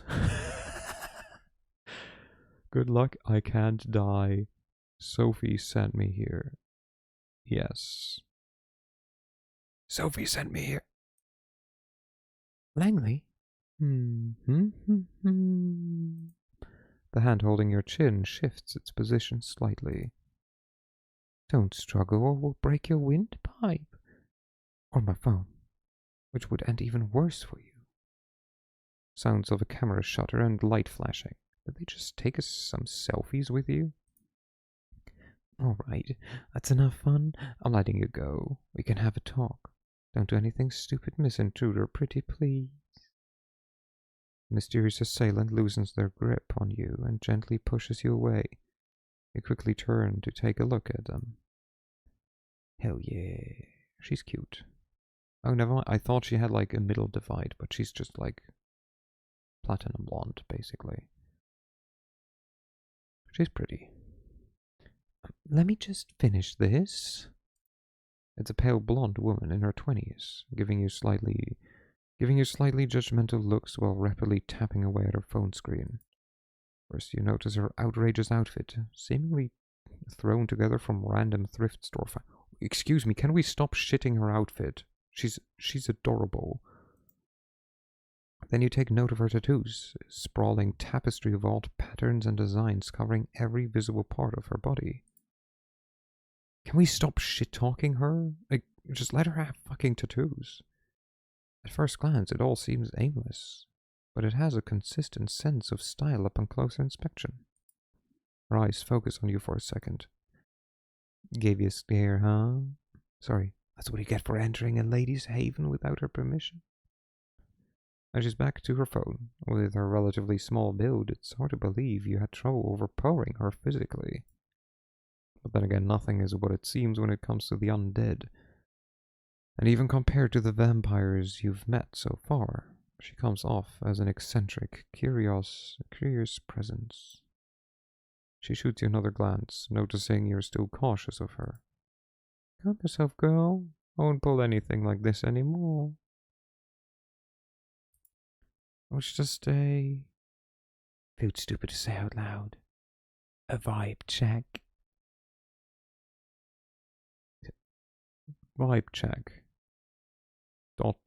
question mark or vibe check? Vibe check. Vibe check, huh? What? Yeah.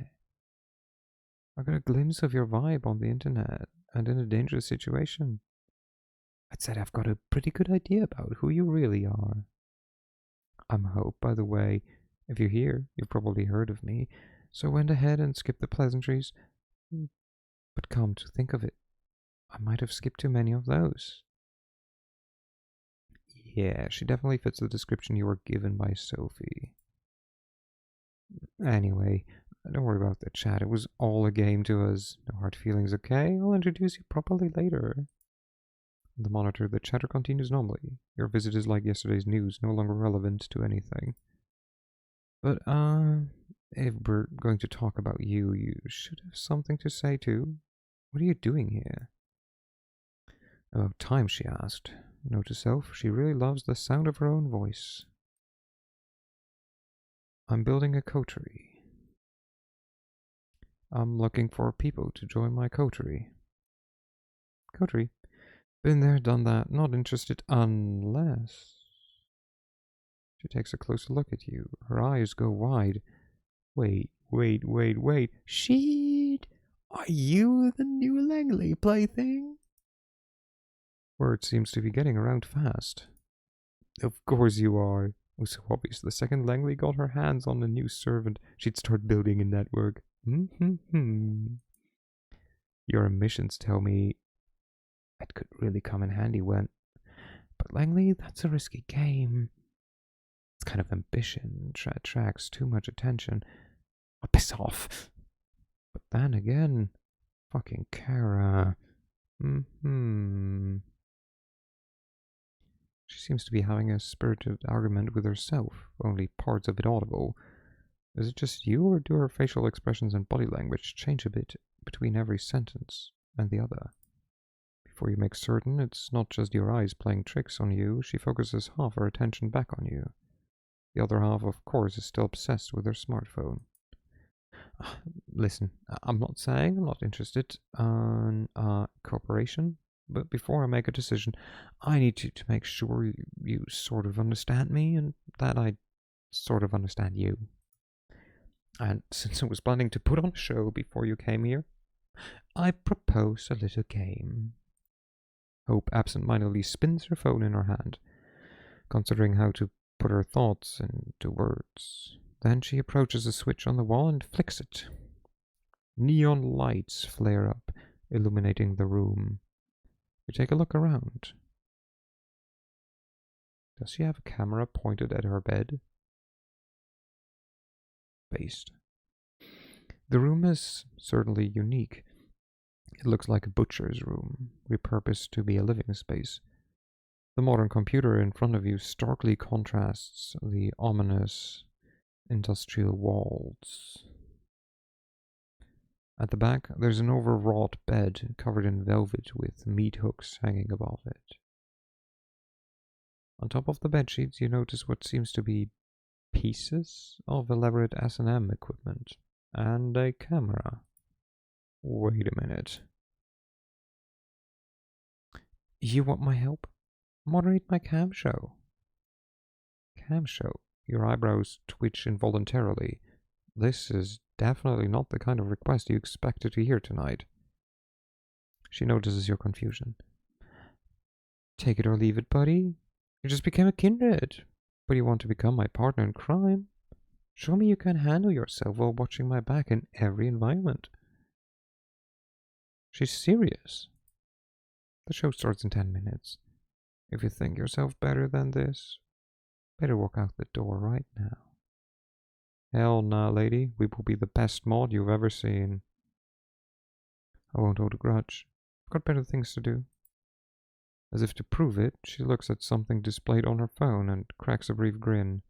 Another reply typed down with absurd speed. Tap, tap, tap, tap, tap, tap. 9 minutes.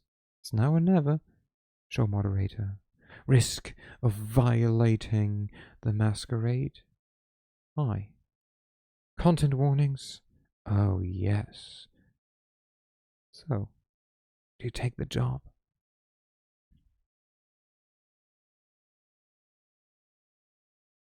Why the hell not? Hope brightens up and her smile looks surprisingly sincere. Excellent. I promise you might find this interesting in more than one way. In more ways than one. All right, give me a second. She spends a minute setting up the computer you used before, then urges you to sit down.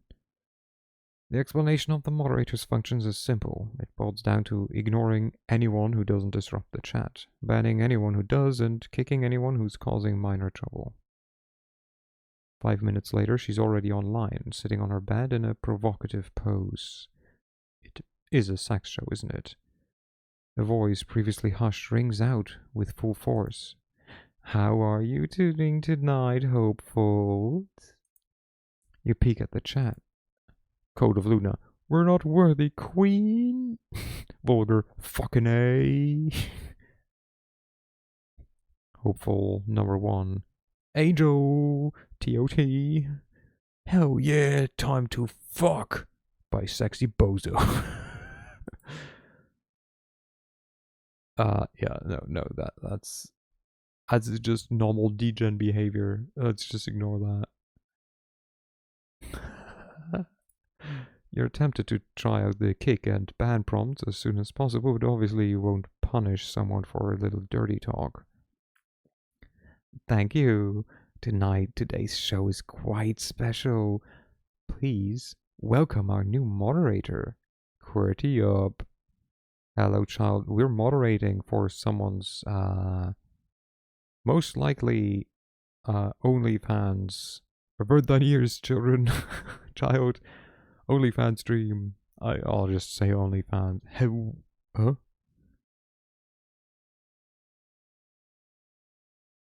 Now comes the moment. Do you know what OnlyFans is? Do you? Should I run? I don't know, honestly. I feel they're not gonna be. I'm not answering that. That is answer enough. Don't worry about it. No going on that side till you're older. I've heard of it. Yeah, I mean, that's as much as I know. It's okay. I don't know if you have to like stick like how explicit they will be. So I don't know. At your own discretion, really. Turtle guy, Lamau. Jesse Hooker, Lamau. Also filth. Oh. Bon Diego, who? Bastardo, Lamau. Sorry for sentencing you to death earlier.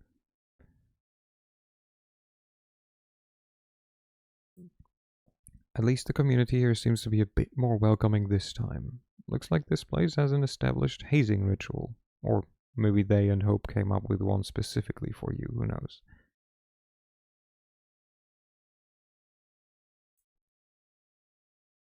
You decide to stay silent. Eventually people stop rifling on you and focus entirely on the star of the show.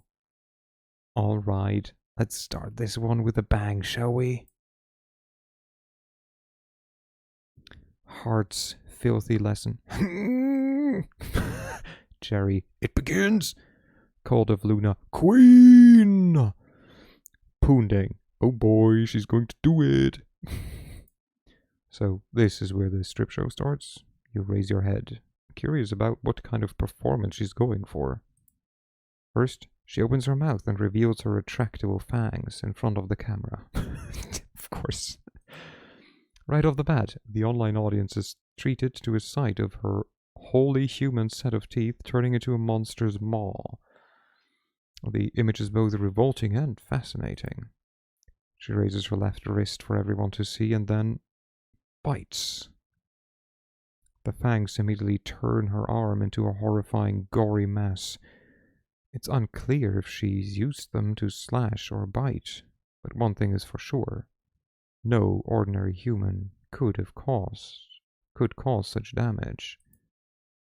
If an ordinary human suffered such a wound, you'd expect a geyser of blood to appear, too. But it doesn't. Hope's technically a corpse, so it's impossible. She flashes a monstrous smile and starts smearing vitae all over her hand to maximize the impact of the violent image. Then she starts drinking it up. She makes it a point to make the sight as gruesome as possible, looking like a hyena feasting on a corpse. What the heck is vitae? Lifeblood. It's basically just like vitality. It's like blood. But like vampire blood, so it's like more powerful. You know, more powerful in quotation marks. The contrast of her behavior with her look of an Instagram model is stunning. I'm still confused. So, vitality is just like, basically, the power of life, you know? It's like, so vitae is just like, I think it's just the like Latin word for it. Maybe it's also vitae, I don't know. I never learned, but it's basically like life essence, effectively. So just them, yeah, they're vampires. They have to be fancy. Once she's done, she reveals her wrist to the camera for the last time. She starts making theatrical gestures with her right hand as the wound begins to mend. Shortly after, the wound is gone. It's like a magician's trick. The left hand looks like nothing had ever happened to it. Vitality is the stat for help in the Souls games. I mean, yeah. Here's an appetizer. First blood to kick off the show. While you're wondering what the hell's going on, Hope catches a glimpse of your bewildered face and turns into your direction. How's that for an opening?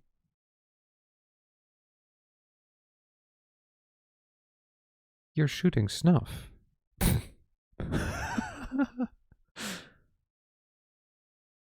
Exclamation mark. We're not asking her if she's hurt. What the fuck kind of stupid question is that? You're shooting snuff. Come on. Just because it's transgressive violence doesn't mean it's snuff. A brief moment of awkward silence. Besides, if I was shooting snuff, I wouldn't mend the wound. If you expect a strip show, yeah, sorry to disappoint. This is more like, live stream digital art. The erotic subtext is there, of course. What is snuff? Why do they use weird fucking words? Do you want an answer?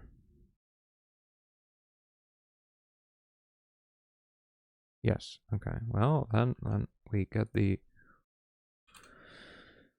Okay, yeah, no, that's not it. A snuff film, snuff movie, or snuff video is a type of film oftentimes defined as being produced for profit or financial gains that shows or... Oh, Jesus Christ, I got blinded by light mode. Wikipedia. Where was I? A snuff film is a movie that purported genre of film in which a person is actually murdered, though some variations of the definition may include films that show people committing suicide. Basically, it's like people getting hurt, like in a like extreme sense.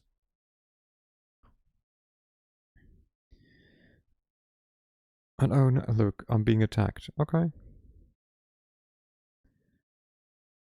You peek at the chat. They're going wild. Code of Luna. She did that! Oh, okay, well. Jesse Hooker. For free! Sexy Bozo. Hopeful number 1. I'd love to lick your wrist clean, my fallen angel. Bender. Haha. Yes! I'm not sure if you are using the command correctly. It's fine. I mean, it's like made to be used multiple times. That's why there's levels. She just never unlurks either, so. Sexy Bozo. Nothing more arousing than a beautiful woman tethering on the edge of oblivion. A rose petal dancing in the eyes of a violent hurricane. But eroticism is not the key here. It's vampirism. It's a new frontier, a living art installation. In the early 90s, the Japanese artist kept producing these videotapes with beautiful women committing gory harakiri. Those are an inspiration. She bares her fangs again in a devious grin. But I've no interest in auto-destruction or turning myself into a victim. This is a celebration of a body I love, not self-inflicted punishment. The audience came here to marvel at a beautiful vampire and her awe-inspiring powers. Mending wounds is just one of these powers. The people watching can pay to see more. Oh, and don't worry, the only things the audience can see and hear are the things I allow them to. You can talk freely. Just remember to moderate the chat, will you? High risk of violating the Masquerade. What a joke, she's blatantly breaching it in front of anonymous viewers. Still speechless, you turn your attention to the screen.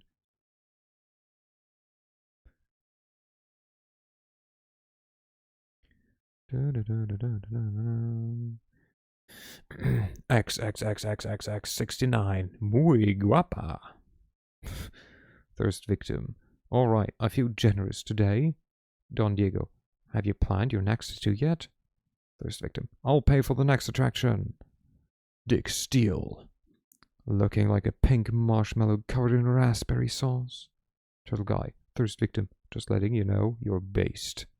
Thirst victim. I know. Masochism somehow. Oh my gosh.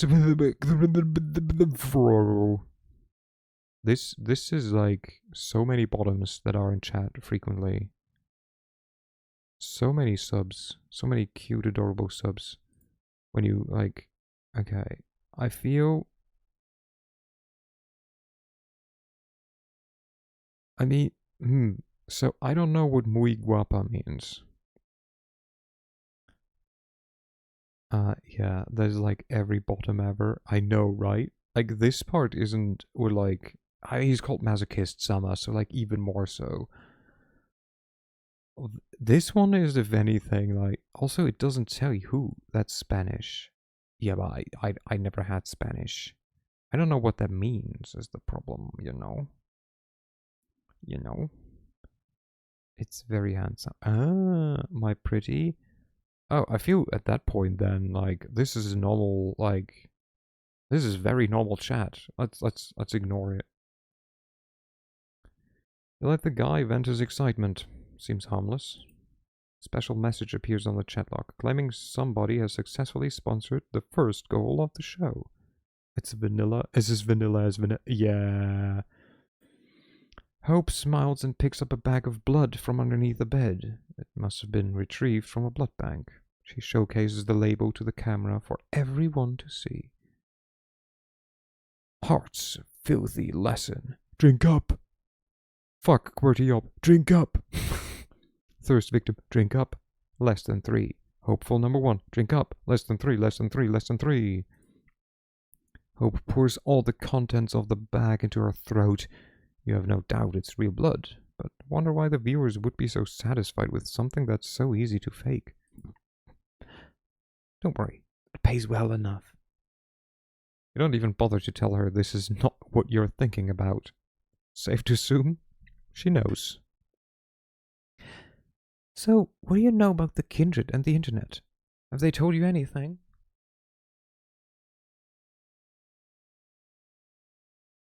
While she's waiting for someone to sponsor an ad vampiric feed, she decides to start a conversation.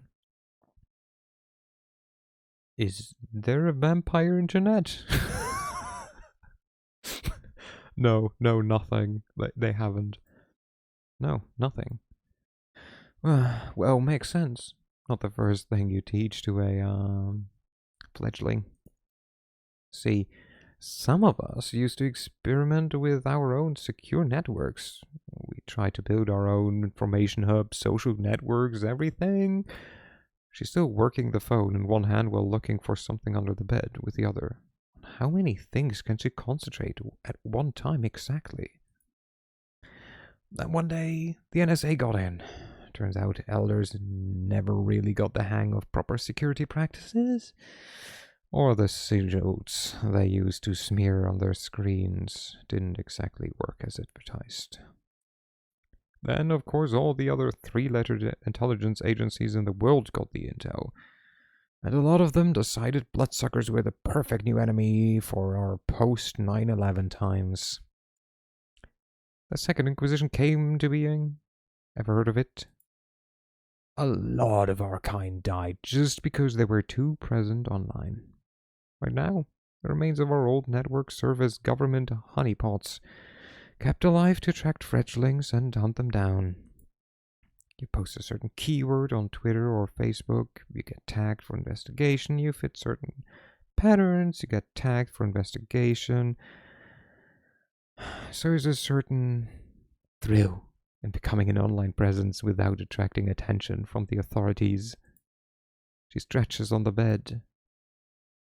I hope you're still monitoring the chat. Of course not. You're not as good at dividing your attention as she is. You correct your mistake and check the recent messages. Okay, there we go. Thirst victim. Oh, Jessica, is she talking to somebody? Sexy boy, can't wait for the real thing to start. Wounding. This 2-monitor set up rules. Call of Duty on one screen, drop dead hotness on this second screen. Dick Steele, the only woman I don't hate. Hope has crabs and gonorrhea. Hope, more like my favorite hoe.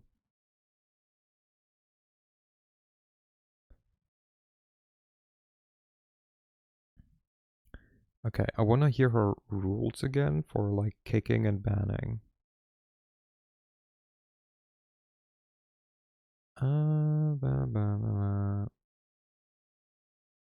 No. No.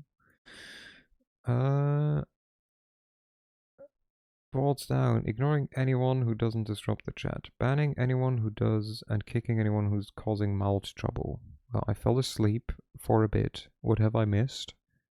Good morning. What was the last thing you remember? We're currently moderating a snuff live stream for the Malkavian. Hope has crabs and gonorrhea. I mean, are they trouble though?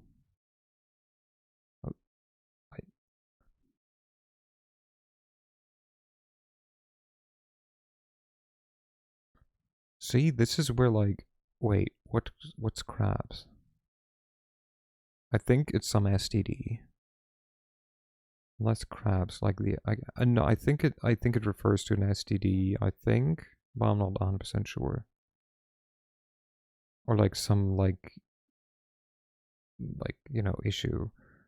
So Hope has crabs and gonorrhea. Hope more like favorite hoe. Boo.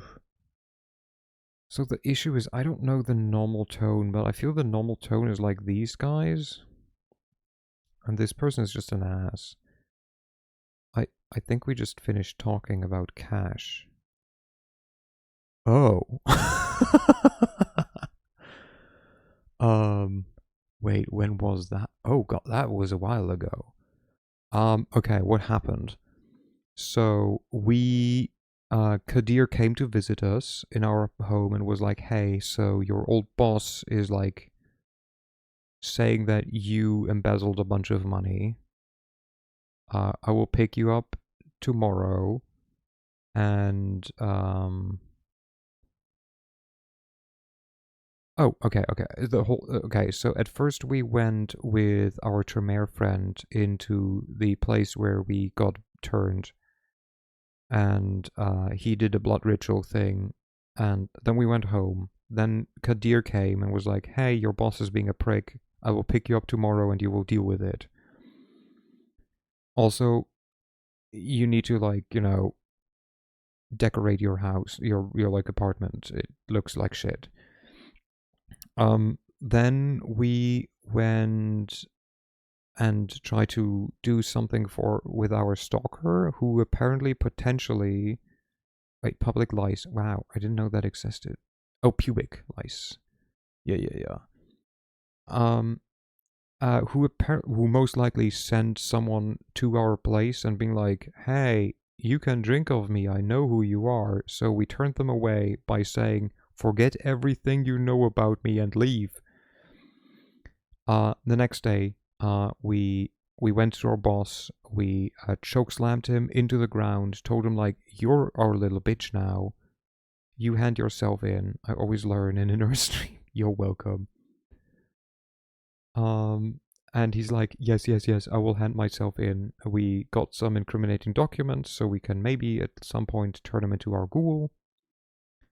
And had a nice moment with Kadir. Then we are where we are now. Oh, then we talked to the journalist who is stalking our sire, and was like, "Hey, Frank, come on." We talked about it. He's like, "Yeah, like I need money," and we're like, "Okay, listen, dude, stop this and like work with us instead. How about that?" And he's like, "Okay, well, maybe."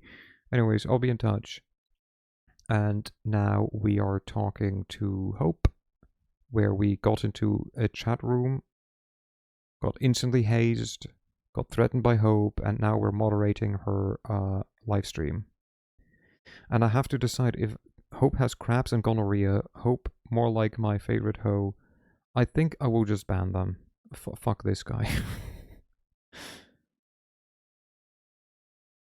This kind of nickname only suggests trouble. You get rid of them permanently. Good job. Yeah. It's the name. It's what they wrote.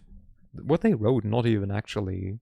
Like, I would have kicked them for, like, what they wrote, but, like, yeah, with the name and everything.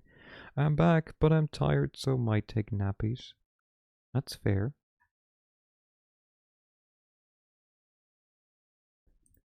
She's keeping close tabs on you. Anyways, yeah. When the Nosferatu admitted to Camarilla their network got compromised, the elders went batshit insane. But I stay. Oh, it's cute. Thank you, baby. Internet communications became strictly forbidden.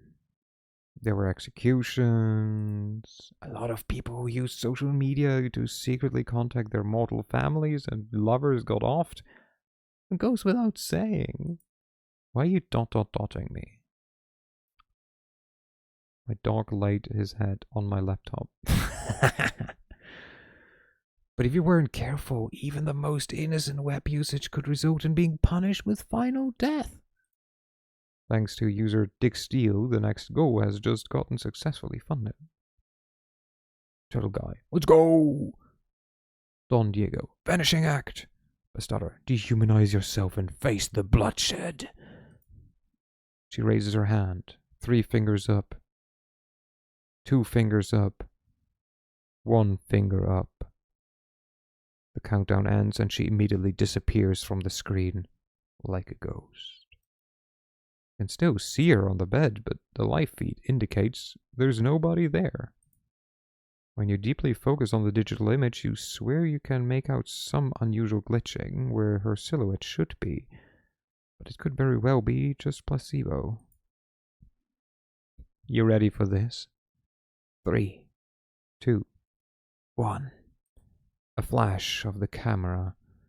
The instant she reappears on the screen, she takes a selfie, sticking her tongue out in a provocative manner. Hello, Danny. Hello.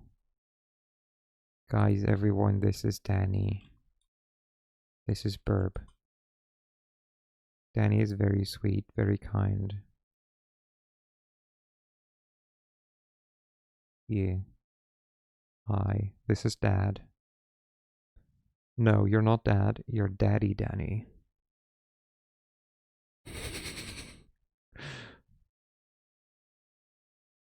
The chat room explodes and cheers again. She's their vampire queen. Hi everyone, I'm Daddy. Yeah, you are. You briefly wonder about her being glued to the screen. Is this the fantasy everyone is here for? A girl showing off cheap magic tricks while lazily browsing her social media? You realize you are way out of your depth here. I thought you were Bird. She can be multiple things. Meanwhile, Hope decides to continue her lecture. Those were some wild times, especially in New York. Well, most of them have no clue as to our real nature. A lot of threats. Wait. A lot of clandestine organizations have classified us as national threats. And since this is where the towers fell, the agencies are very much present around here, looking for easy PR victories. The last SI raid here was just a few years ago. It was a big one. Stirred up the hornet's nest, something fierce. But although it's 2019... Oh god, it's 2019. This is right before COVID. Shit. And they didn't know about COVID yet. They didn't know COVID was about to happen. Oh god. NYC is ruled by someone who got embraced before World War fucking II.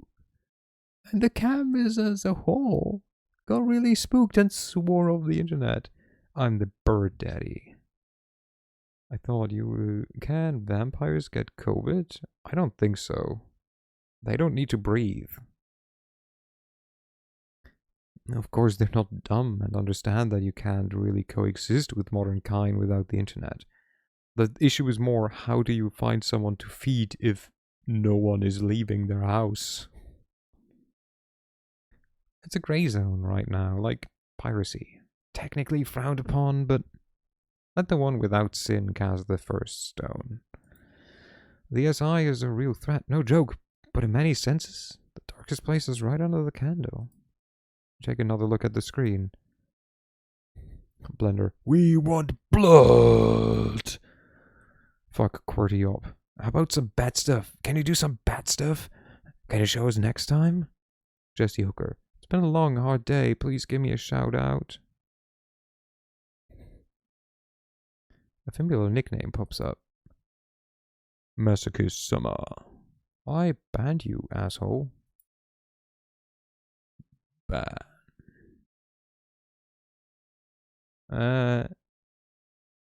Let's just kick him.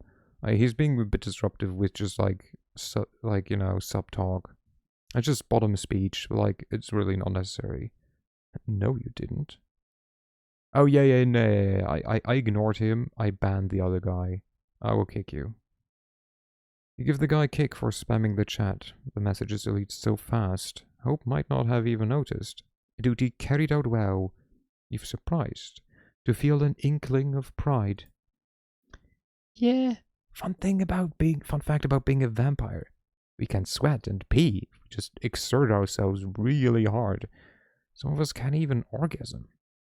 We can't even cry, but only tears of blood.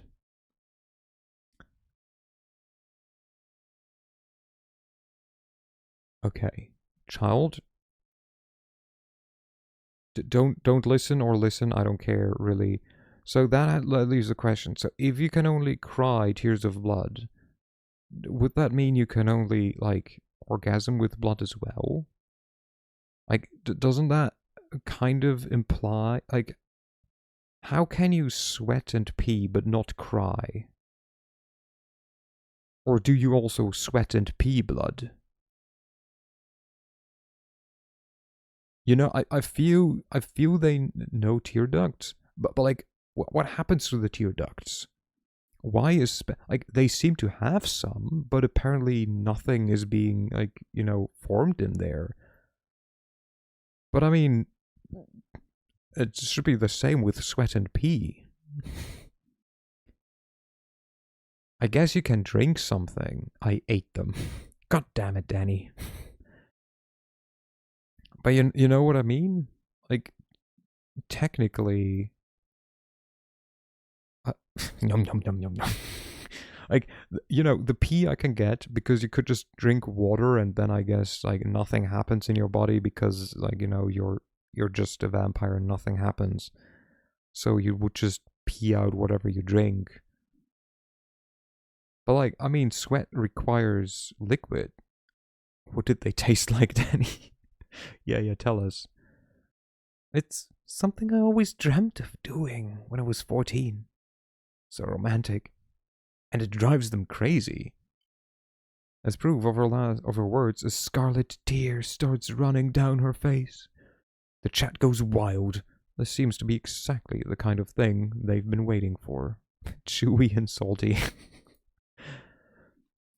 Thirst victim. Ah!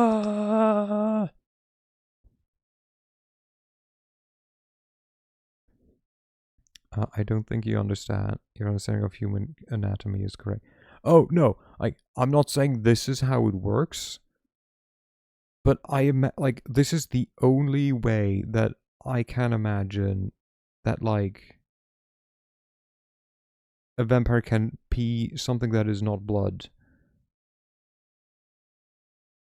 When they can only apparently cry blood. Listen, I'm just saying, there's a logic behind this that is faulty. Turtle guy, an angel that fell down from heaven. Hopefully not. Hopeful number one. T underscore. No, T underscore T. T underscore T. Bastardo. Oh my god, she did it again! Hostage executioner. Beautifique. ... Turtle guy. Hope your tortured soul finds some calm eventually. Fuck man. Can you imagine USA assembling a blood-sucking squad? that would just cruise by the border and suck blood out of any illegal they found? The very thought gives me the biggest boner. What the fuck? My dude? Ban. And ban. You, just to be clear, you realize what we're doing here is a blatant breach of the Masquerade, right? What is this border control vampire fetish? I don't know, man. I honestly expected you to leave or inform somebody by now, but you haven't, have you? You try to focus on the chat. Female nickname is displayed on the screen.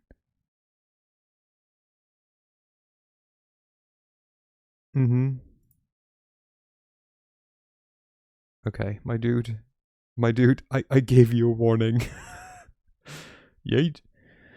Looks like Mr. Masochist needs a longer break. After you ban him, you hear Hope's voice. Good job handling that guy. Great. If nothing else works out, it seems like you're fit. You fit this job, at the very least. I mean, you know, I have been a mod on Discord and Twitch for some years now. So this is quite similar to modding for your chats. I mean, I wouldn't say no. Maybe some more, some less. But yes, this is very similar. In any case, the last goal has just been funded. It's time for the great finale. This is what you've been waiting for, right? Thirsty victim. Yes, queen. Oh, look at this. Nice. They forgot the, line breaks. Jerry. Yes, queen. Heart filthy lesson. Yes, queen. Her voice has changed. She gets closer to the camera, letting her face fill the frame of the live feed. Her mesmerizing eyes are focused purely on the viewer. You want blood? Come out into the streets, claw out your neighbors' throats, slash their veins, and drink up. Sexy Bozo, yes, queen. Poonding, yes, queen. Jesse Hooker, yes, queen. Have a good lurk, Danny. Hope's presence becomes absolutely horrifying, and it influences the chat in some incomprehensible way. Everyone starts typing like they are possessed. Liberate yourself from the shackles of ordinary mortality. Make them scream. Feel the warmth of their entrails. Code of Luna. Thirst victim. Hopeful number one. What the hell is she doing to those people? What have you gotten yourself into? Transcend your bodies. Release the message of hope into the world. She jerks violently for a second and then falls down on the bed like a marionette that had just had its strings severed. She exhales loudly a few times and laughs. When she does, the room goes dark again. Alright, that's enough. Instead of continuing, she does something with her phone. The stream ends, and the chat instantly becomes dead quiet. Let me take over. The atmosphere in the room has completely changed. She's already put herself together and stood up. Now she's walking towards you. Ed Voger. What the fuck just happened? Ed Jerry. As the show's over, everyone relax and go home. Ed Hostage Executioner. Aw, I was almost ready to come, bros. Called of Luna. Hostage, I swear on my father's grave, one day I will find you and kick the ever-living shit out of you. After every line she delivers, she changes her voice. The way she puts her lips together, and even the way she moves. You've caught glimpses of her acting this way, but only now have you started to figure it out. Wait a minute, does this mean... At Miss Point du Lac, I'm a mortal. I'm bored. I'm separated from most vampires in this city by a generalization chasm. And I'm so goddamn lonely. The internet used to be my only friend. At Infodump Delivery Service. Years ago, I started researching tulpas, collective unconsciousness. All the mumbo-jumbo at the intersection of psychology and spirituality, and I decided to experiment. The show was fake. At Honey Legion. A few years later, I was an Instagram fashionista, a successful erotic model, a vital part of pop culture, and commentariat, a virtual shitposter, a cryptocurrency expert. At Honey Legion, all of my internet selves started signal boosting each other, paving the way for new ones. I became a one-woman empire, surrounded by legions of psycho fans. The chat was fake. At me. Some may think of it as a dissociative identity disorder. That's bullshit. Everyone has online egos, they're buried. I just resurrected them, gave birth to new ones, and let them crossbreed. A constant tapping at the phone, even during the show. Somehow she's capable of impersonating an entire chat room. At literally a perfect angel. I don't even have a self that could dissociate or be mentally ill. I'm a host, a living database. I live because I find it fun to be an information conduit, to process trends, and support the ones I deem worthy. There was no Masquerade violation.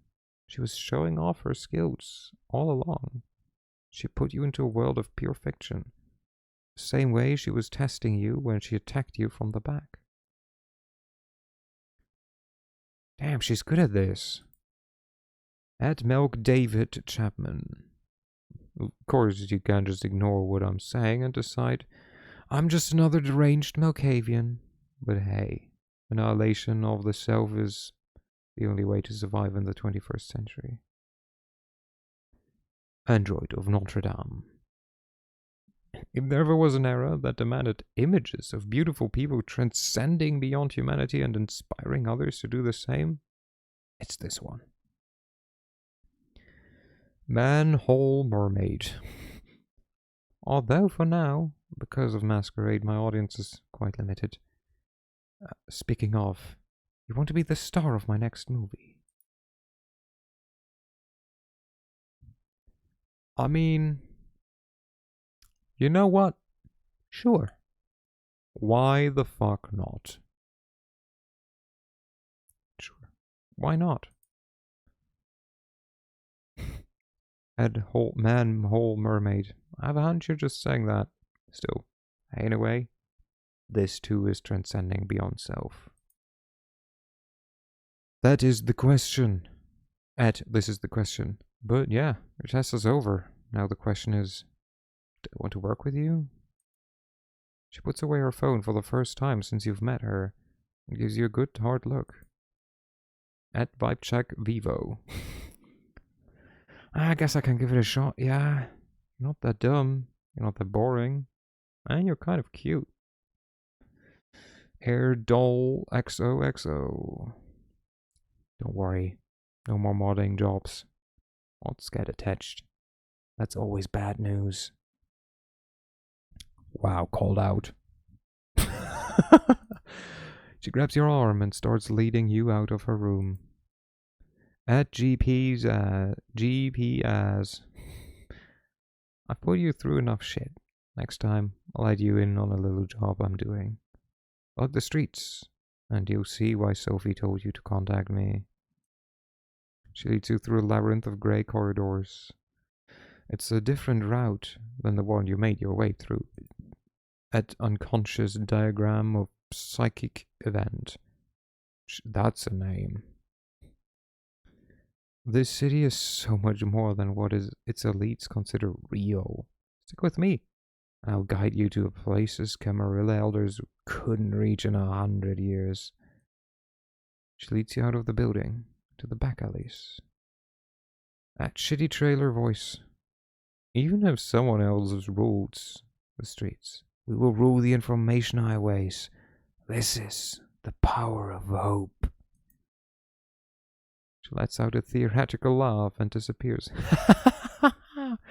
You don't even notice when she leaves you alone, but you assume everything went as well as it could.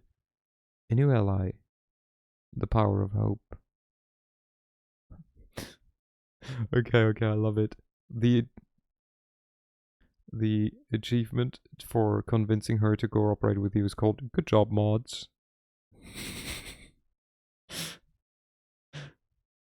Oh, I love it. Okay, that's great.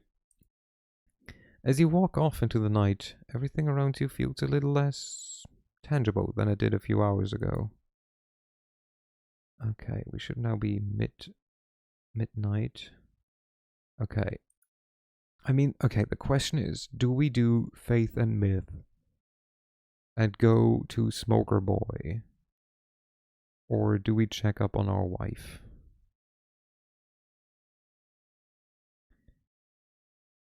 I hate leaving NPCs hanging.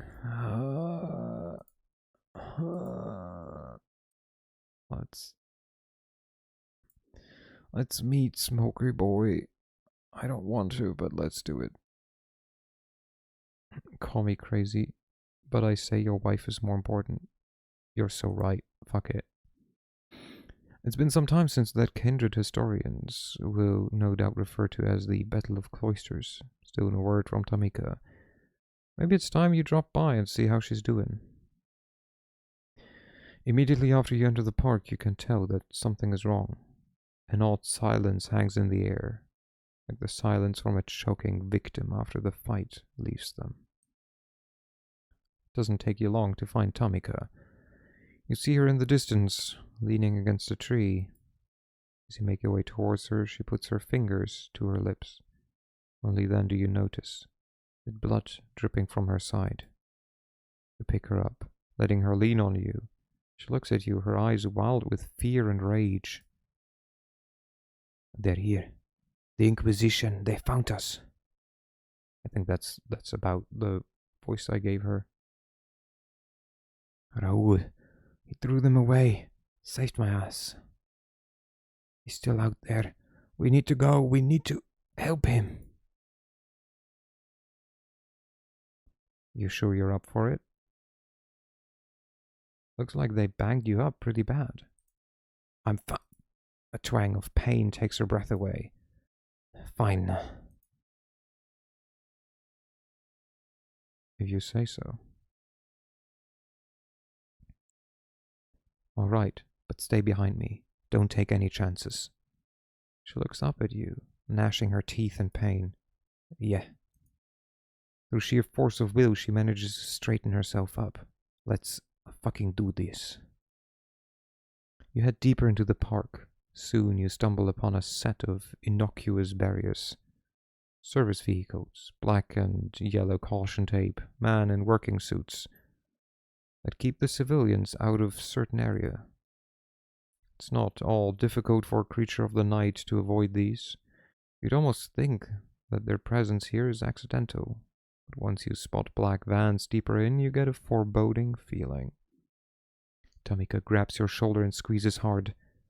Hold up, there. You have to squint to see it. Two SI scouts have taken tactical positions between the trees. There's no way in hell you'd have noticed them or hid in time if Tamika hadn't alerted you. Body armor, camo, night vision goggles, rifles, and semi-automatic shotguns. Some equipment you can't even name. These guys mean business. There's no time. He's getting ready to just pounce on them. Consequences be damned. You need to think, and fast. Draw their attention away. Yelling at the top of your lungs, you rush at the man, forcing both of them to focus their fire on you.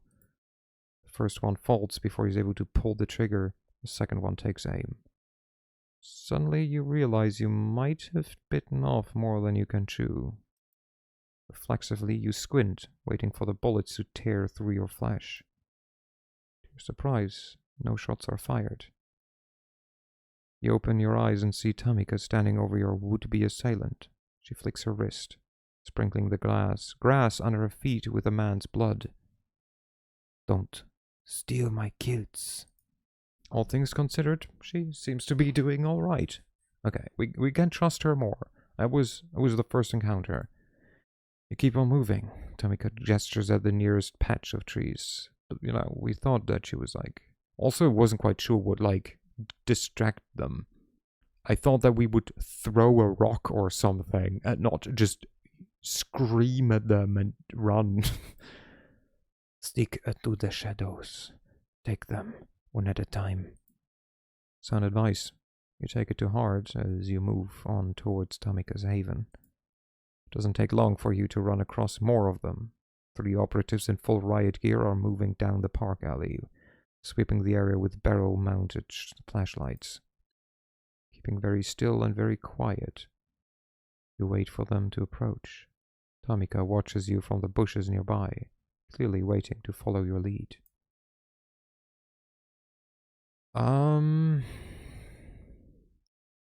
This is her haven. She wants to defend it. But she just told us to not steal her kill. This is her haven. She wants to defend it, so leave 2 of them to Tamika, but she's wounded. Try to take 2 of them out. Sorry, Tamika. As the first victim marches past, you lunge at him, sinking your teeth in his neck. In one sudden motion, you rip a chunk of flesh from his throat. Quickly, before the other 2 can react, you run at them, full speed. Just as you're about to take the first one out, Tamika pounces from the side, taking him out in an instant. As soon as he lands, she springs back towards the other one. A single slash of her claw is all it takes. The man's body falls to the ground. After a second or 2, his head follows. You raise an eyebrow at Tamika. She heads back with a roguish grin. Do one. No time to savor your victory. A savage yell rings out from across the tree line. You know that voice. Raoul. Tamika throws herself towards where it came from. It's almost unbelievable how fast she moves, considering the state she's in. You're barely able to keep up. Mere seconds later, you find yourself under the cover of a rose bush, giving you a clear view of a nearby clearing. Off in the distance, you spot a group of gunmen converging. Slowly but surely, the circle of hunters closes in on a lone figure struggling on the ground. The figure lets out a pained roar. Looking closely, you realize it's Raoul, caught in the same steel net you saw used against the scarred one. He struggles frantically, trying to break free. With each passing second, step by step, the operatives closer in around him. Driven by instinct, Tamika jerks forward to save her brother. She stops herself at the last moment, as if reminded of your presence. Okay, how do we do this? Fast and fierce will find him. No, she will not give him up. Fast and fierce. Go again, fast and fierce. No messing around. Take him out as quickly as you can. She nods in approval. Sounds good. You move in like 2-person SWAT team, staying low to the ground before you finally make your first move. The first 2 hunters meet their death. Fortunately, it's enough for the others to notice your presence. So much for the element of surprise. As 2 men turn towards you with their fingers already on their trigger, another 2 approach you, stabbing at the air with their kettle prods. Attack the gunman. Prioritizing long-range attackers, you make quick work of them, slashing both their throats before they can fire. Meanwhile, Tamika does her share as she swiftly avoids the kettle prods and moves in for the kill. 4 bodies hit the ground. 2 vampires are still standing. You both turn towards the last remaining foe. Driven by sheer desperation, the sole surviving soldier stands over Raoul and aims a semi-automatic shotgun at his head. Tamika growls. You gesture at her to stand down. There's no room for mistakes here. Give up. You don't stand a chance. Looks like your number's up. Might as well give up. Don't make it worse for yourself. With shaking hands, the gunman looks at you, then Tamika, as if warning you to not come any closer. It's mostly for show. He's fucked, and he knows it. Suddenly, you notice his muscles relax, as if he's made peace with the inevitable. You hear Tamika scream. She notices it as well. Struggling to lift his head, Raoul looks into Tamika's eyes. Take care, sis. A shot rings out. Raoul's body collapses under the weight of the steel net. His head, a gaping hole. Before either of you can react, the operative puts a barrel under his chin and pulls the trigger. Another shot. Another body hits the ground. You turn to your companion. She seems utterly lost, like a child, failing to comprehend what has just happened. Falling to her knees, Tamika lets out a yell unlike any you've ever heard. It's as if she's been possessed by some wailing spirit, a banshee screaming out into the sky. Her scream echoes across the clearing until finally it all goes quiet. With tears streaming down her face, she looks up at you. It's my fault. I put us in their sight. If it wasn't for me, he'd still... Clenching her fists, she pounds the ground in frustration. Fuck! We need to get out of here. Come on, we need to get out of here. This isn't over yet. More will be coming. She gets up. A violent shiver runs through her entire body as if she's literally trying to shrug off her despair. When she looks at you again, she seems far more clear-headed. Right, let's get out of here. Hastily yet carefully, you make your way out of the park. You don't stop until you reach a nearby alleyway. There, in the relatively safety of the surrounding darkness, you take a moment to rest. Leaning against the wall, Tamika presses her hand onto her wound. Fighting off the pain, she looks up at you. Let's split up. Less attention. Hunters, spotters on the rooftops. You need help. I'm not going anywhere. We need to get you patched up. I know a guy. It will be fine. Knowing when it's time to fold, you nod and head toward the far end of the alley.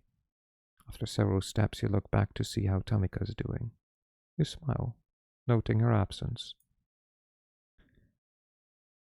Having managed past a couple blocks without incident, you thank your lucky star and plunge into the nightly New York crowd. Hopefully, Tamika's made it as well. And we will rest. What time is it? It is 08. Your wife is cool, isn't she? She's rad. You come back to your haven after a long night out. Right before you open the door, you notice something strange. If there's something strange in your neighborhood, who are you gonna call? The sound of television is not our. The sounds of television are coming from your apartment. Madman, if you're not mistaken. You open the door and carefully peek in. A young, disheveled woman is curled up on your sofa. She has a blanket pulled on top of her, and she seems very comfortable. Next to her lies an obviously unconscious, preppy woman. Oh, You're home. And the woman reaches for the remote and puts Madman on pause.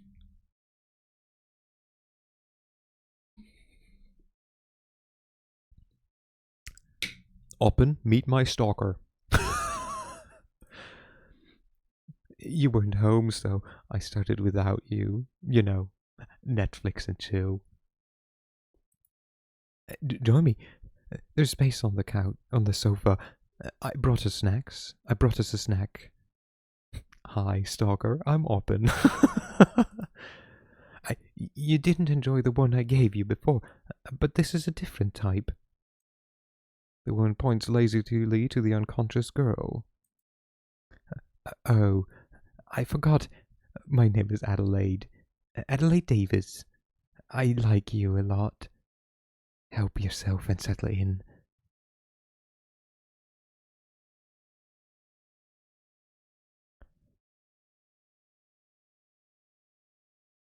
What are these options?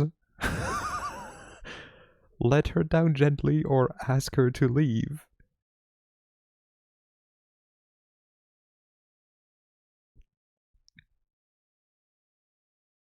Excuse me? Ask her to leave. Get the fuck out of my house. This is supposed to be my safe haven, not my come by whenever you want haven.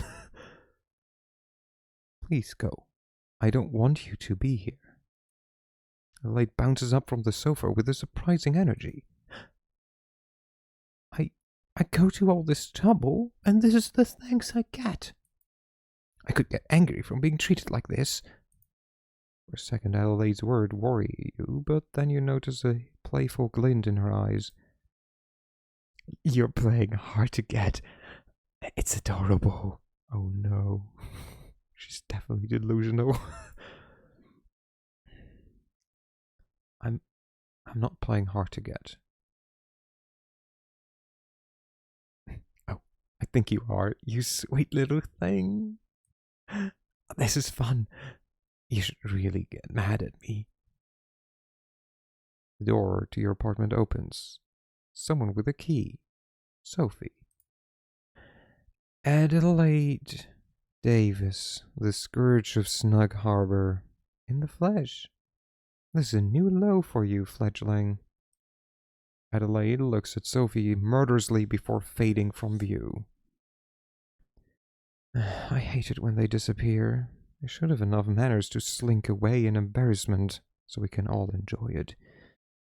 Sophie waits for the door of the apartment to close before she speaks. The clan of the moon. Did I not advise caution when dealing with them? As you watch, Sophie makes a phone call. 10 minutes later, 2 of her servants arrive to remove the unconscious girl sprawled on your sofa. Oh, she's a Malkavian. Okay, that explains it. You clearly need my help. It won't happen tonight, but let me see if I can resolve your stalker problem for real. You're left to wonder what Sophie meant by that as she leaves your haven. I think at least, wait. No, wrong one. This one. Why is it unread? I read these. A stalker is not a problem. I feel it's an opportunity. Hello, Jim. Let's see, where is it? Was Malkavian the, like, moon people? Or was that... It's not Gangrel, right? They're not the moon people. Who is the child of a moon? Oh, Clan of the Moon. Yeah, okay. Yeah. Malkavian. Okay. I remember correctly. It does explain things as well.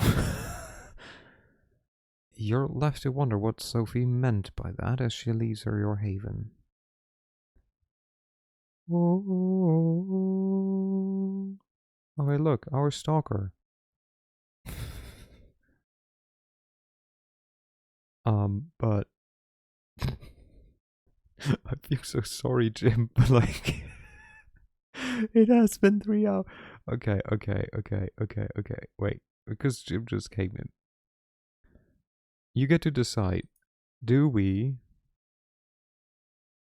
deal with our stalker, look after our Nosferatu, look after our actual Malkavian friend who is a whole chat room in herself,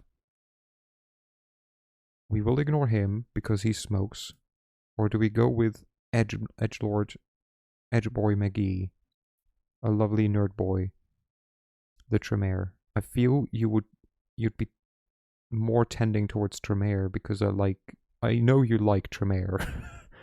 Are we on good relations with them? Well, I say our, but it's like, she's a stalker, and with her, we like filmed a snuff film for herself, consisting of an audience of just herself. These three are gonna be like, hopefully part of our coterie, Kinky Malkavian. Well, it's more like she has like a lot of different personalities and does them all at the same time in the same chat room. So in a way, like, mind, snuff, not like kinky. She did like vampire stuff in front of a camera and pretended that she live streamed it while also being the audience. It was a whole thing. Making you watch seems like a kink. I mean, she did say there was something sexual about it. What is the Nosferatu stuff? He is a private investigator who is working for the sheriff at the moment. And the last time we left off, we talked to the head of the what are they called? The like ones that do not have any powers. Because most likely one of his is a murderer and just leaves drained corpses laying around. And our soft boy nerd here, he's looking for his friend, or I guess research that his friend did. This one, I don't know. He just sent us, or they just send us an invitation to like come to church. But they're smoking, so this will be last. Also looks like a Bruja, to be honest, based on like all the pins in the year.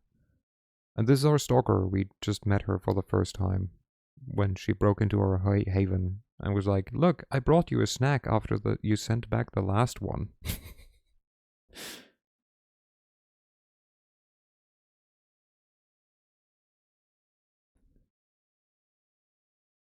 The Nosferatu looks like the smart choice. Yeah, it's always good to have a Nosferatu on your side. Let's talk to D'Angelo. You make your way through the now familiar rusty maze of the grain terminal and up the stairs to D'Angelo's office. This time, however, you find the room firmly locked. There's a note pinned to the door. You rip it off and scan the crooked lettering. There's been another one at the scene now. Come to Beetstui, corner of Bluzaki and Garay ASAP. Even though I like Tremere more, as I said last time, it's not the same if you yourself are not a Tremere. True. They did treat us like we're kind of less than them. It's like D'Angelo could use your help. Better get going.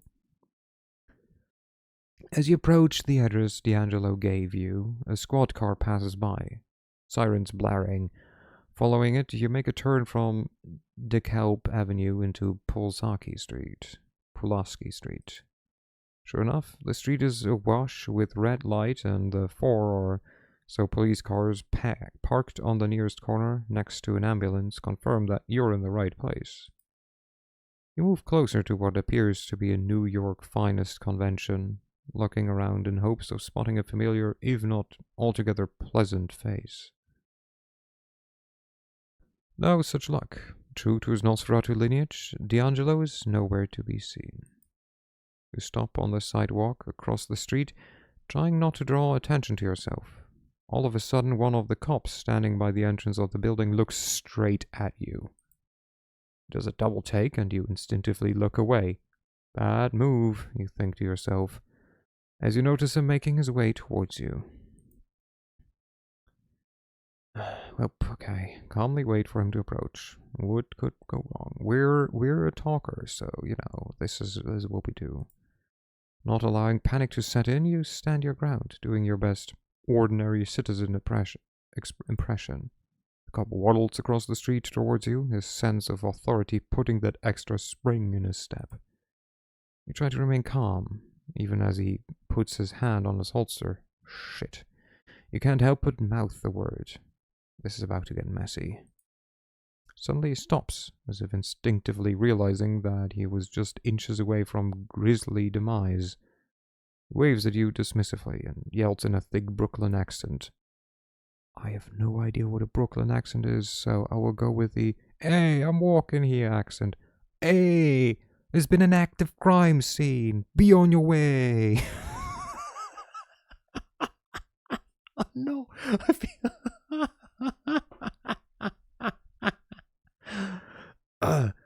Yep, this is how people talk. Relieved, but trying not to show it, you put on your grumpy New Yorker face and start to walk away. As you make your way past a dark alleyway, someone grabs you by the arm and pulls you into the shadows. If the smell of cigars and cheap cologne won't give him away, the gravelly voice sure does.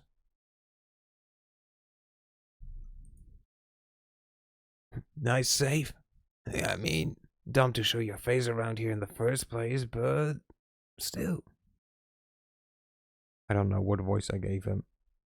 I don't know. There's too many characters. Wait, I think it was something like this, maybe? No, I don't know. Maybe it was like this. Let's go with something like this. You know, he's a Nosferatu. His voice can keep changing. D'Angelo is a good name. It is. Come on, I'm parked around the corner. Before you know it, you're sitting in the passenger seat of a busted old sedan parked half a block away, giving you a nice view of the police gathering. We can take them. Jesus Christ.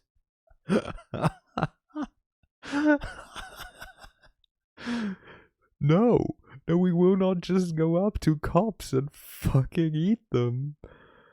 Oh my god. You agree? We definitely can, yes. The question is if we should. Do your shadow skulky thing. Let me talk to them. I'll get us in. I feel it's not a question of if we can, but more like if we should.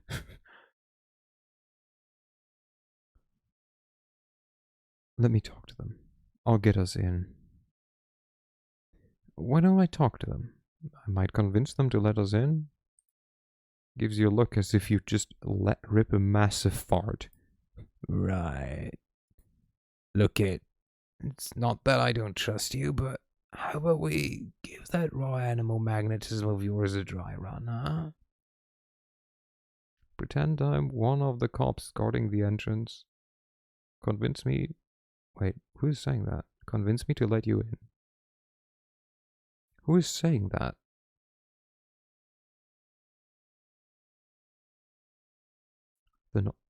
But his image isn't there. He is testing you. Okay, do we pose as a detective?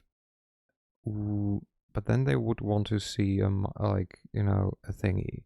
Pose as a tenant. We might not be let in. Just use my power. I mean, that's the easy way, right?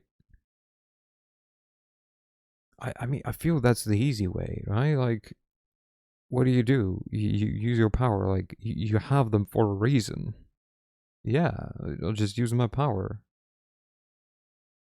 Do you have a blood pool? None that I know. And it's weird because, like, I'm supposed to get hungry and, like, have this blood thing somewhere. Sometimes. But, like, so far, I don't know, honestly. It's kind of weird. As far as I'm aware, I might have one, but none that I know of.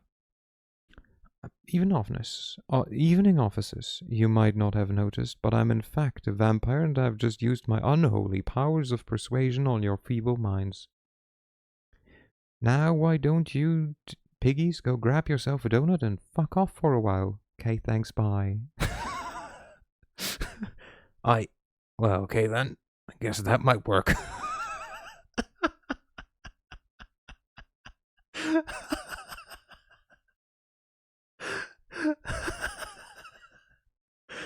Maybe on 3 interactions, your only option will be eat? Maybe, I don't know.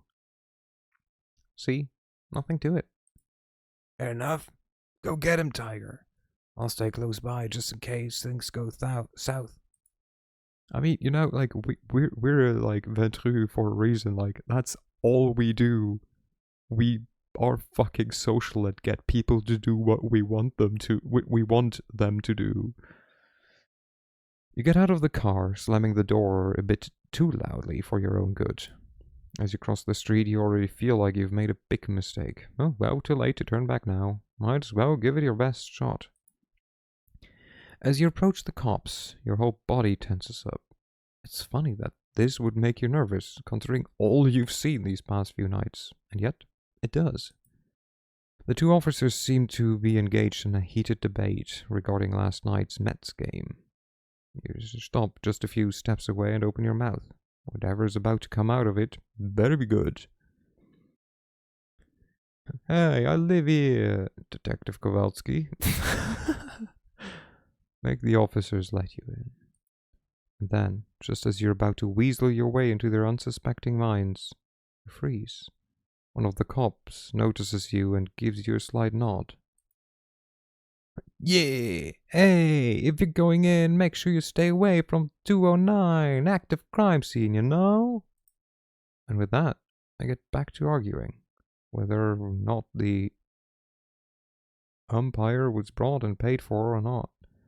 Utterly confused, you piece together what's left of your senses and hurry past them.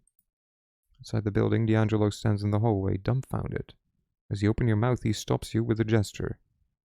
Don't even talk to me right now. An awkward silence.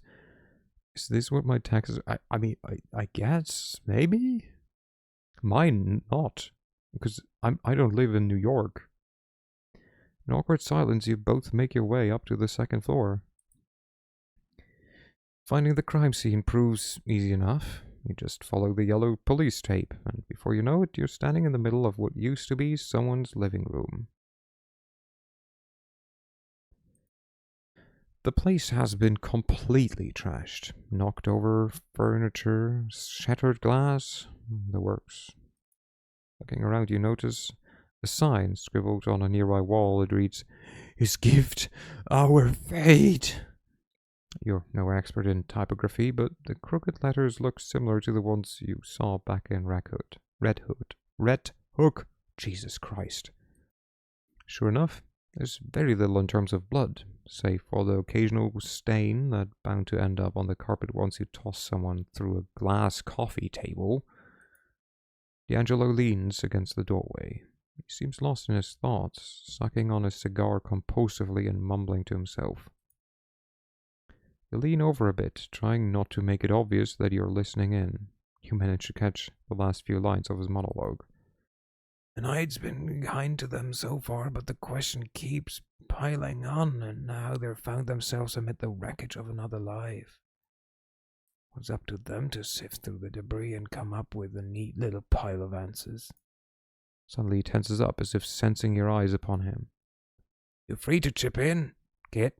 Anything catch your eyes? Another piece of... Well, this place is a mess. Honestly, that's the difference. There was a struggle. Yeah. Someone did a number on this place. That they did? Any more to that thought? The victim was mesmerized. Yeah, clear signs of a struggle. Clear signs of a struggle. The victim tried to defend themselves. Well, duh. More importantly, the pure bastard was fully aware of his attackers. Oh, come on, that's what I meant. Something a fully fledged vampire would allow. God damn it, I hate where this is going. Why? It looks like you were right. Why? The thin blood angle seems to check out. Looks like you were right. Yeah, well, this time I'd rather be wrong, alright? Anyway, Looks like we're not getting any more out of this place. No way around it. Gotta see the body. Are you... Okay, well, sure. Might as well be prudent. In for a penny, in for a pound. Might as well be prudent. My thoughts exactly. Duskborn have it bad as it is. I'm gonna accuse one of them for breaching the Masquerade. I want solid evidence. And I mean rock fucking solid. Lucky for us, I might know someone who could get us an audience with our dearly departed. To your surprise, he pulls out a cell phone. A busted old clamshell. He flips it open and spends a good minute browsing through the contacts, muttering to himself. Finally, he makes a call. Hey! You know who this is. Yeah, that favor you owe me, time to deliver. Listen, I know you got a fresh one, the murder in Bed-Stuy. I need to take a look. Yes, now. Yeah, you'd better. With that, he hangs up and gives you his trademark wry smile. Aren't cell phones forbidden? Yeah, but it's a flip phone. Are we good? So, are we good? Yeah, we're good. Next stop, King's Country. Kings County, the bleeding heart of Brooklyn. I've definitely heard of that before, yep. It's beating as hard as ever, with ambulances after ambulance bringing in sick and wounded New Yorkers to be pumped through the tight arteries of the healthcare system. Healthcare system. That's the best joke so far in this game. It's a dangerous place for a kindred to show their face. Incessantly crowded and full of people who specialize in noticing all sorts of physical affliction. I looked up recently, like, what kind of, like, information, like, the German government gives about, like, what you'd need to look out for and, like, think of, like, when you travel to America. And part of it is, if you get sick, they might ask for, like, payment up front, and it will be expensive. I was like...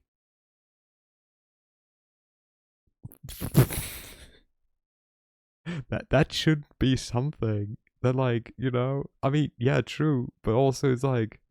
I feel everyone knows that America is fucked concerning, like, anything healthcare-wise.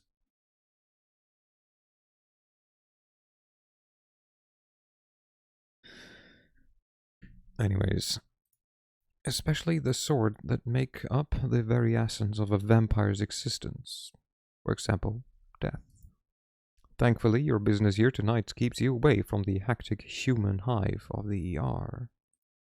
Instead, you follow D'Angelo to a relatively quiet part of the underground parking lot that's closest to your current point of interest, the Kings County Morgue. Having found yourself a convenient and suitably unlit spot near the hospital wall, you wait patiently for D'Angelo's contact to appear. Every now and then you glance over at the undead gumshoe, as if to make sure his moldy mug isn't growing any signs of worry. It isn't.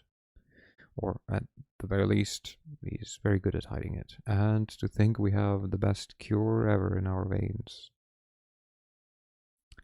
I mean, technically... yeah. But you know, like, you're thinking a lot like a, I keep forgetting the name. What's the antithesis to the Camarilla called again? To make somebody a ghoul, not a vampire. I mean, yeah, I know, because you cannot feed off a vampire, but you can feed off a ghoul. Then again, I feel because I read up a bit on the La Sombra, they don't like making ghouls, for example, which is funny because they kind of need them to, like, use technology.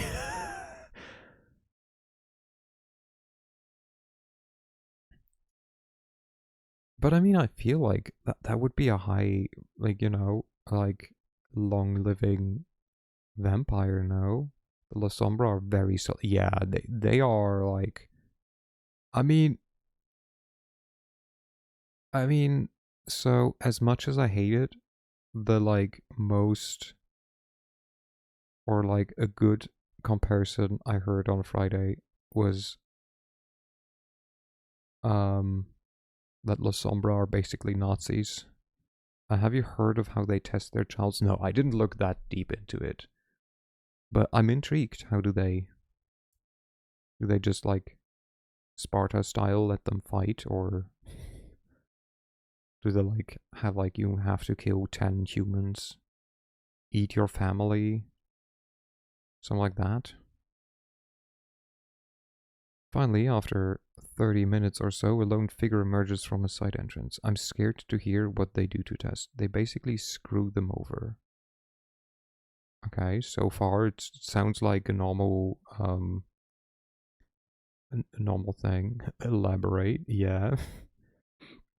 As the human-shaped shadow walks by, you're quick to recognize him as the EMT you saw back at the murder site. Clearly nervous, the 20-something-year-old redhead can't seem to help but look back and make sure no one is following him. Finally stops and lights up a cigarette. Without even looking in your direction, he takes a puff and exclaims, seemingly to no one in particular, "Room 112, you got 20 minutes. D'Angelo speaks without looking at you. That's our cue. You follow the fanged detective through the same door the EMT walked out of. Luckily, this wing of the hospital seems unusually empty. Still, the confidence with which D'Angelo makes his way through the white and green corridors makes it clear he's been here before. Finally, he stops in front of one of the doors. Room 112. That's our stop. The room is small, with only one oversized freezer by the wall and a single slab mounted in its center. Sure enough, the body of a middle-aged man is splayed out in its steel furnace. Even for a dead man, he seems unusually pale. Extreme blood loss will do that to you. Try as you might, you can't help but look for the man's face. His features twisted in abject horror. This was not a peaceful death. Looking closely, you notice 2 small puncture wounds on the victim's neck. If ever there was a clearer sign of a vampire attack, you've yet to see it. Looking over at D'Angelo, you notice his lips moving in a familiar fashion. He's narrating again. Before he can utter an intelligible word, you cut in with a remark. Sucked dry, just like the last one. Look at his face. Jesus, the look on his face. It's like nightmare fuel. Wait, to simply put, they interest on people that have a drive for power but don't possess it yet. Then they take whatever that is good in your life and destroy it to see if even when you still continue, then you will still continue, or if you will crumble. Ooh, okay, that's mean. That's mean. No kidding. Which means he was fully aware all the way through. He knew he was dying.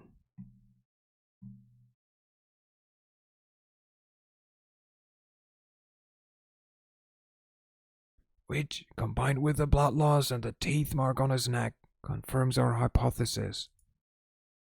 We have a serial thin blood in our hands. Fuck.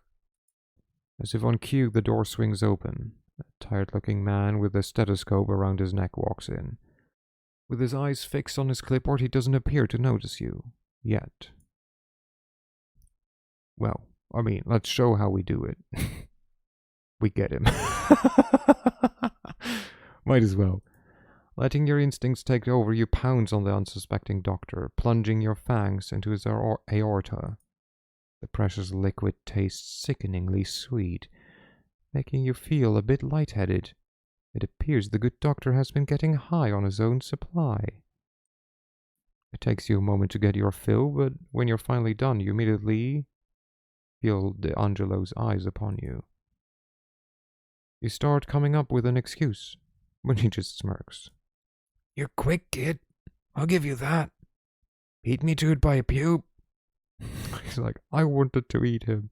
I don't think I need to say that if you crumble, they won't apologize or amend, whatever. Oh, no, 100% not. I feel if you're lucky, they will just, like, ignore you and, like, stop being interested in you. Most likely, though, they will feel offended by your failing their unannounced test and will just kill you. Would be my best guess. Like, that's the kind of, like, idea or, like, you know, image that I get from them. Now come on, let's get out of here. Time to pay our dear Primogen another visit. Robert Larson's home looks about the same as last time. No added security, no angry dogs prowling the yard.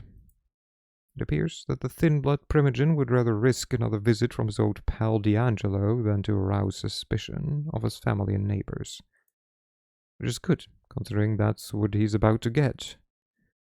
Sure enough, the light in Larson's study is on, and you even catch a glimpse of the man himself shuffling around the room. You look over to D'Angelo, wondering how you're going to get Larson's attention this time. Without another single word, D'Angelo walks over to a nearby street lamp and leans against it, making sure he's visible to any and all who happen to look. Looks like time for subtlety is over. It only takes a couple of minutes for Larson to take notice. You see him laying against the window and storm out of the room. In mere seconds, he's out in front and in Angelo's face. Listen to me, you moldy fuck. I've had just about enough of your shit. You want to pester me? Fine, but leave my family out of it. For a moment, D'Angelo stands there, motionless, allowing Larson to get his frustration out.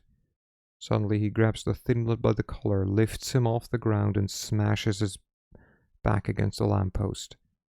You finished? All right. Now listen to me and listen good. You think I'm enjoying this? You think I'd like to be jerked around? You think I got nothing better to do than hang around this little puppet theater you've made for yourself? Now, either you give me a lead I can follow, or I'll start remembering things you'd rather forget. For the first time since you met him, Larson looks speechless, his eyes wide with fear. You can only mutter under his breath. You wouldn't dare. Try me. Cue awkward silence. You stand there, shifting your eyes from one vampire to another. Guess it's time to either press the advantage or play the good cop. Take it easy. Let's all just calm down. We will play good cop, okay? Let's all just calm down. Look, we're all a bit stressed out. How would we all just take a deep breath? Figuratively speaking. Nah, I don't feel like it. Tried being nice, but some people don't appreciate nice. Some people will do anything to cover their asses. Isn't that right, Robert? If you want my help, put me the fuck down. With his feet back on the ground, Larson straightens his collar, in a faint attempt at preserving some shred of dignity. There's a place in Manhattan, Lower East Side, one of the few places in the city where my people can find shelter. Yeah, I know it. If you go there right now, you might find what you're looking for. D'Angelo stares at him for a moment, just long enough to make it uncomfortable. We'd better. Finally, D'Angelo loosens his grip. You both watch Larson limp back to his house, looking back over his shoulder like he's gonna tell the teacher on you. You look at your partner, meaning to ask what that whole thing you'd rather forget deal was. As if sensing your curiosity, D'Angelo cuts in with a preemptive mutter. Come on, we've got what we came for. As you reach the address Larson gave you, you find yourself standing in front of what looks like an old garage. On the outside, the place looks as uninteresting as it gets, and you think it abandoned, if not for the few barely working lights illuminating its shabby facade. Once you're inside, however, if ever there was a place worthy of being called a wretched hive of scum and villainy, this is probably it. The room is littered with drunks and crackheads, human and thin blood alike, their minds lost in their cruel little worlds, their bodies splayed out across the floor. D'Angelo leans over and whispers in your ear, I'll cover the back door. You stay near the front. Let's look around and see what we can find. but if you're gonna ask what exactly you're supposed to be looking for, D'Angelo disappears into the shadows. Well, let's look around quietly. Doing your best to blend in with the crowd, which is fairly difficult considering your upright position, you slowly make your way across the large room. Let's kill them all. We're not... Wait, no, we're Ventru. Not really. Also, we're not the sheriff, and we want Kadir to like us. Oh, right. But I don't know if I brought this up while you were there, but like, so the funniest shit, and like funny in the like, oh my god, is this stupid funny, with the Bloodlines 2 thing is, in their like description for the game, I think right before the clans. Oh yeah, let's make them all kill themselves. See, that is Camarilla shit. You don't kill people. You make them kill themselves. Duh. Where it's like, like, you know, fight your way or like make your way through New York, blah blah blah. Like, make sure to like, you know, honor the masquerade. Don't let too many people see you. Blah blah blah. And I'm like, I mean, I get that for most of the options, but one of them is literally a La Sombra. I feel a La Sombra, like going up to a La Sombra and going like, excuse me, but like, you broke the masquerade? What the fuck? It's like, what do you expect them to do? Be like, oh shit, damn it, sorry mate, didn't mean to. Yeah, it's like being like, oh no, I broke the masquerade. Anyways, let me do it again. I mean, yeah, Chibichi is even more like obvious, but like, I feel they don't give a shit. Like, I mean, obviously they will not like, you know, openly do it or like constantly do it because they don't want to die. But also, they don't care if they're being seen. They don't care if they like do some like supernatural stunt. They're not the Camarilla. So, like, you know, that part I'm intrigued in with the Bloodlines 2 is how do they make the whole like plotline work when one of the clans you can play is an evil one? Hello, welcome back, child.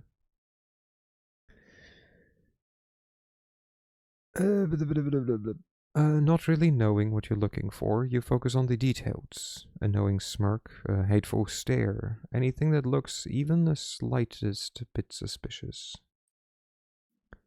After a dozen or so empty stares, you're almost ready to give up, when suddenly something catches your eye. A young, skinny woman hunched in the corner of the room.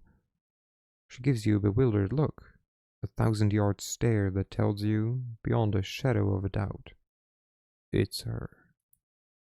As you walk towards her, D'Angelo emerges from the shadows right next to you. Well, I guess you're going to have to play the game after all, or I watch a playthrough. I mean, we'll see about it. Nice catch. I'm alive again after naps. I was actually not a long nap. Good job. I'm kind of regret it now since I have work at 9. I have to go back to eat in 3 hours. You got this. He kneels down beside her. You can tell she's trying to sound as comforting as possible, but with this gravelly timber, it's not really working out. Hey, it's okay. We're not here to hurt you. We just want to talk.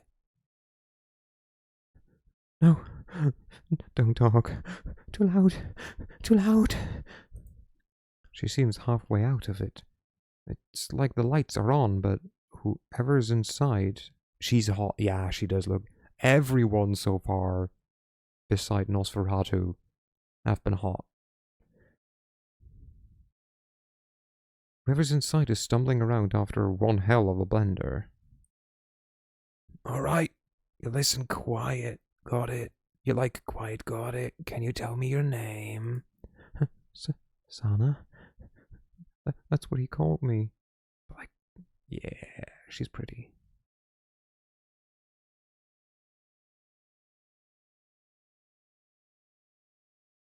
Can I English? No, you can't. My mind has been changed. Let's not kill her.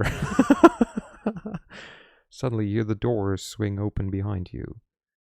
Even though the night is fairly warm, a cold chill runs down your spine. He may not be beautiful on the outside, but he sure is on the inside. You look towards the entrance. There's a woman standing there, and something about her just screams kindred. Even though she seems comically overdressed for the situation, somehow you don't feel like cracking a smile. Whoever she is, you can tell she means business. She starts making her way to the back of the room, not making any effort to sidestep any of the junkies and drunks. They all know well enough to get out of her way. Acting out of bravery or sheer stupidity, you walk up to her. She looks at you as if you're something she just scraped off her shoe. You smile nervously, without even knowing it.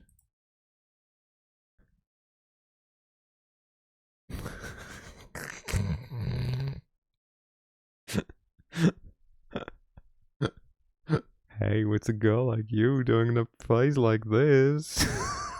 Fucking hell. How's the game? How's Uzi doing? Game is good. Game is good. How am I doing? I'm doing better. Thanks, baby. Hey, what's a girl like? I mean, honestly, out of the options, hello there, and who might you be? Or hold it. What's your business here? I feel, hey, it's a girl like you doing in a place like this somehow is the best option, actually. Oh wait, I don't know if you've seen. Just because I like it, I wanna show this again. Look, everyone. Art. I got art. I got art on, I think, Saturday. Is Vampireverse. Yeah. Ayy. So I guess now, Jim, you can answer the question. What kind of clan do you like? Would you go with? I guess the horns would make it something that can, like, the horns would probably put me at Chimichi, but no, no. Hello, Scotty. How are you doing? Hello, everyone. So, there we go. The blood of Cain has really improved your hair, hasn't it? Hello. Wait, I can do both. I was like, I know I'm forgetting something. Hello, Raiders. I'm Urs. I play video games. Mostly role-playing games. Currently, I'm showing off vampire art of me. You're looking very Toreador. I can see it, yeah. I can see it. It makes sense. That's beautiful. It is, isn't it? Wait. Because I like shouting out the artist. Where is? Wait. Any second now. Any second now. Yeah. Yes. This is the artist. I don't even get to say thanks for a stream. How dare you, Scotty? But yeah, if you need Eep, feel free to Eep. Thanks for dropping by. Okay, let me hide. So currently we're we're playing a like visual novel, which is still, you know, kind of a role-playing game, kind of a sadistic Toreador. Oh my god. I mean, you know, there is beauty in like BDSM. Just saying. There is god, now I'm blanking on it. You need to raid and run, very sleepy. Get some good raid. Double stream, let's go. There is Shibari, the Japanese rope bondage. Very good.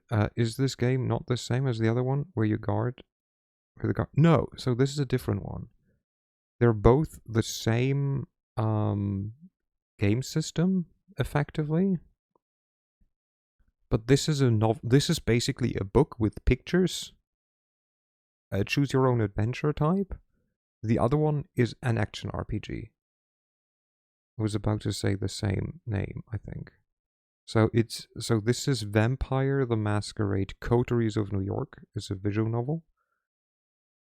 And the other one is Vampire the Masquerade Bloodlines. I feel like Scotty rating Urs works out because Urs has a nice soothing sleepy time voice. Thank you, Danny. Which card was mean to you?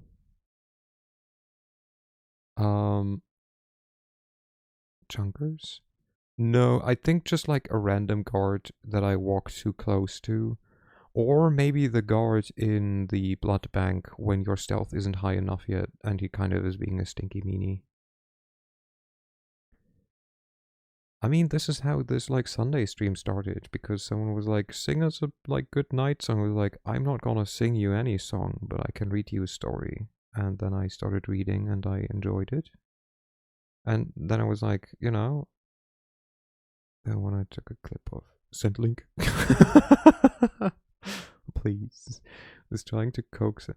Oh, that one. Oh, it's she's talking of like Thursday when I was in the hunters in the hunter base where I wanted the hunters to come out but they didn't want to. So it was like, who's a good guard? Yeah, who's a good guard? And he didn't care, so he's not a good guard. He's a mean guard. He's a bad guard. And he got punished. Anyways, we're playing kind of role-playing game today, which is mostly reading. Oh, the Society of Leopold Guards. Yeah, they're kind of stinky. Especially indoors. Hey, what's a girl like you doing in a place like this? As soon as you open your mouth, her hand shoots out, grabbing you by the throat. The woman looks at you, tilting her head as if examining a curious species of insects. Suddenly your eyes shift as she notices something behind you. Her face turns from disgusted curiosity to sheer annoyance. She knows what I like.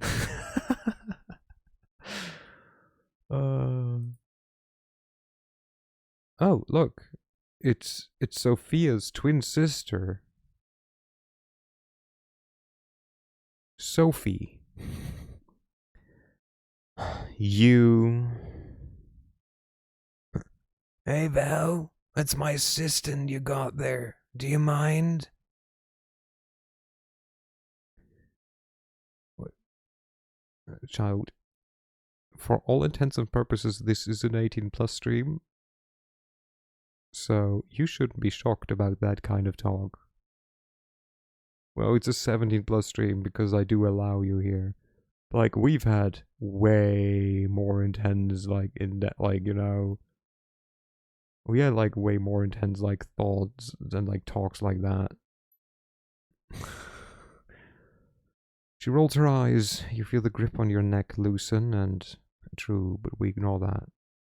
I mean, like, with we, I don't mean, like, us two, but, like, we, the chat and the stream. She rolls her eyes. You feel the grip on your neck loosen and you awkwardly fall to your feet. With you, I wouldn't have, like... Why does the stream keep pausing? I don't know, but, like, my stream does the same. Like, when I watch streams recently, it's weird. Because other streams in a different tab, they're okay. But the ones I'm actively looking, they're just like, no, let me just buffer. Resolution? I don't know, maybe. She makes her way towards D'Angelo, pushing you aside like a rag doll. Where is she? You're gonna have to be a bit more specific, darling. Don't play coy, Ginny. The manslayer. I know she's here. A blood hunt has begun. But of the prince herself, the girl is to meet her final death. I want to watch the Ursi stream. Did it being mean? I don't know. Yeah, if you're using low latency, decreasing quality will help buffering. Yeah, I don't know. It's weird. Blood hunt. We can keep her. A punishment sentencing a vampire to final death at the fangs of their peers. The code of the kindred and the system for punishing transgression is the law of retaliation. She won't hurt anyone again. I swear we'll put a muzzle on her. I'm pretty sure that might be what she's into. It's not buffering, it's acting like I hit the pause button and it pauses. Wait, what? Huh? That's weird. Hold your horses, honey. I'm conducting an investigation under the auspices. How do you just pronounce that? Of the sheriff. It counts for something, too. Look, sweetie, I'm not here for some clit measuring contest. You want this to get ugly? Be my guest. Otherwise, I suggest you step aside and let me do my job. By all means. He steps aside in a comically exaggerated fashion. You look at the corner where you last saw Sana, but find no trace of the girl. Well, I'll be. I could swear she was just here. Valerie looks at D'Angelo. She smiled softly. But you can tell she's trying very hard not to rip his head off. I mean, if you just close the tab, but like stay in incognito, it still has a session cookie set. So you should be fine. As long as you don't close the whole incognito window. You'll regret this. Story of my life. He's like, tell me something new. Without another word, she turns on her heel and storms out. D'Angelo waves his hand in your general direction. I mean, I would assume so. That's why, the whole, then you have to re-log in, because if I just close my whole window, my whole, thing, I don't have to re-log in. Come on, kid. Let's get out of this shithole. As you emerge from said shithole, you feel the cold night breeze caress your face. It's soothing and almost makes you forget how shitty the last few hours have been. Almost. Okay, kid. I know you've got questions, but it's getting early and I don't feel like having a Q&A session right now. Is there an incognito for Discord? I mean, there is if you just open it in the browser. Yeah. For now, you get one question. Make it count. Who the hell is this Valerie? Do you know where the girl went? What do we do now? Oh, and guest browser too, yeah, I guess. Ooh, okay, what do we care more? Do we care more about Sophia's, I've never used incognito at all. It annoys me the first time I tried. Do we care about Valerie? Do we care about the girl? Or just what do we do now? Valerie looks like the twin sister of our sire. Oh my god, ignore that. Do you know where the girl went? I feel he does. He was too smug about it. What was that? That was my bottle that fell over because I started playing with it on the side. And by falling over it, literally just tapped over it. You say ignore that. So yeah, listen, it happens. Were you messing with the duck? No, not right now. I'm more used to having all the tabs being together. Yeah, that makes sense.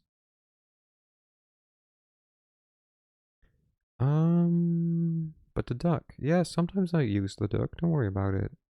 The duck is being squeezed enough. Do you know where the girl went? I feel we need to know more about who Valerie is. And just trust in him. Who the hell is this Valerie? Valerie, huh? So who the hell is she? She's a scourge, kid. Part enforcer, part assassin, all around pain in the ass. Do we know anything about Valerie? Nothing, but now we do. Scourge, an executioner, subordinate directly to the prince. Ooh, okay.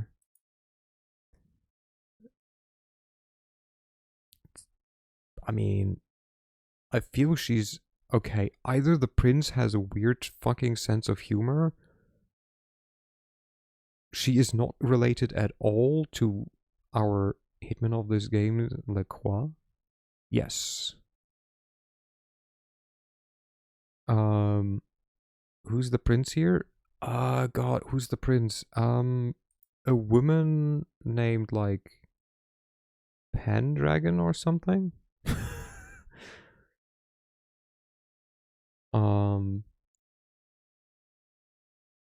I'm pretty sure that she's a Ventru still, while her Penhart, thank you.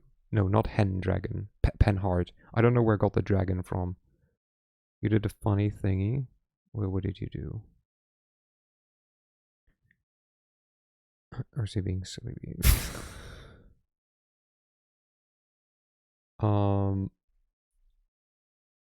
But the sheriff is a Toreador, actually, funnily enough.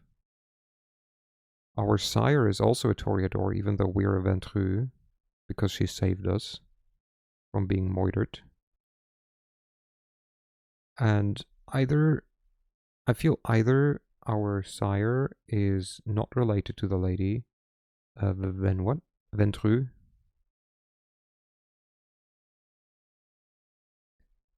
C'est français. It's French, most likely, or French in like origin. I don't know what it means. Gore, you learned Spanish. It's not Spanish. It's French. No hablo español. Parle un peu français.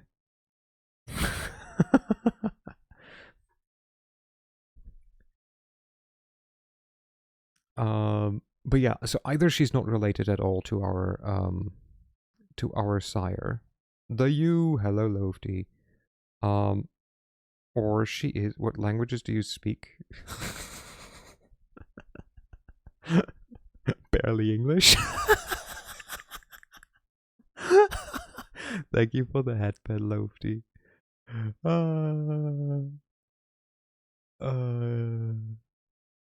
Yes, sometimes she's trying harder than other times to like learn to speak English. I'm giving her a hard time. I think she can speak proper English if she wanted to. She just doesn't. But she's like doing a like decent job at like learning tidbits of like German. Yeah, native English. So when I say child, she's my adopted internet child. Like nothing official, just. Sorry.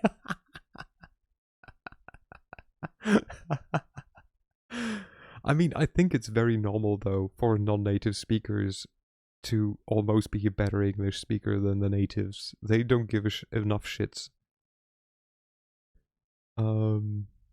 Anyways, okay. Wait, let me start again. So either she's also a Toreador, like our sire, in which case the nope, I appeared almost 2 years ago and just adopted him as my dad, and he adopted me back. Now he's stuck with me. Story of my life.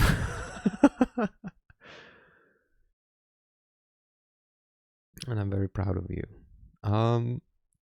Which would make I do remember that the sheriff is a Toreador, which if she is also a Toreador would make the like would make the prince very special, because both his executioner and his sheriff would then be freaking toreadors. Or she's not a toreador, which would be interesting. Wait, I thought a toreador was like a hallway thingy. What? Do you mean a foyer?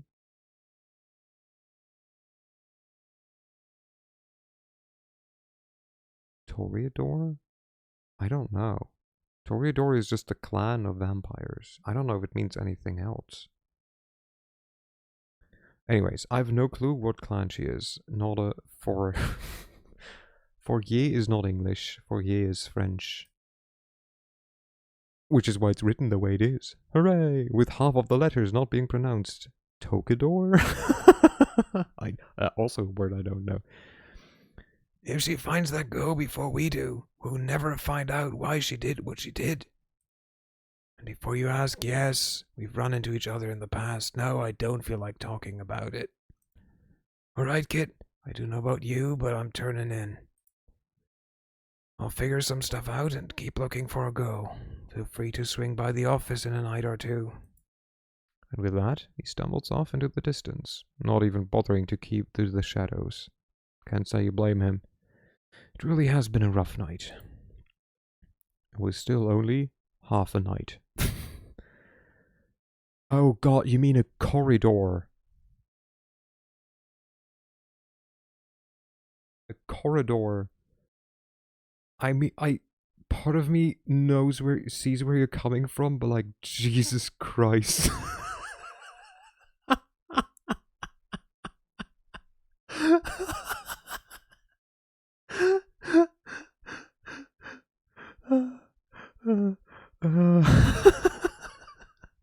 Honey, I have something to say to you. Can you please step out with me into the toreador?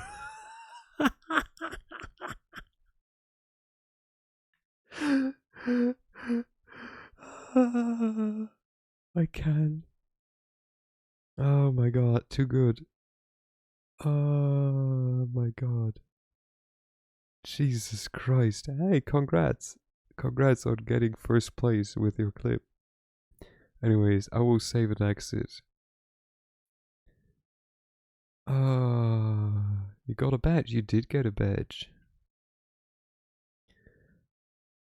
Oh, wait, wait. I just noticed something. Why have I not done this before? Hey, child. I have a question. Do you want a sword or a diamond?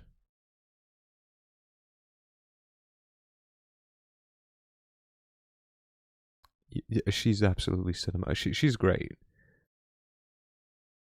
She's my little chaos gremlin.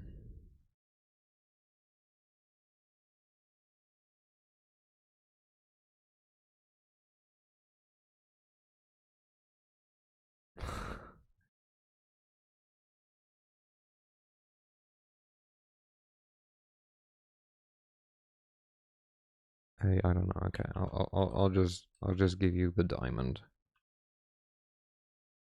There you go. Don't know why I didn't before. Anyways, yippee!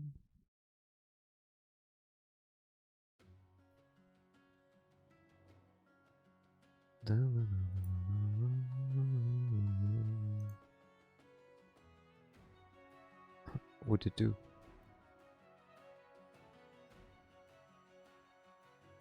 Yeah, stream end. It's 1 AM.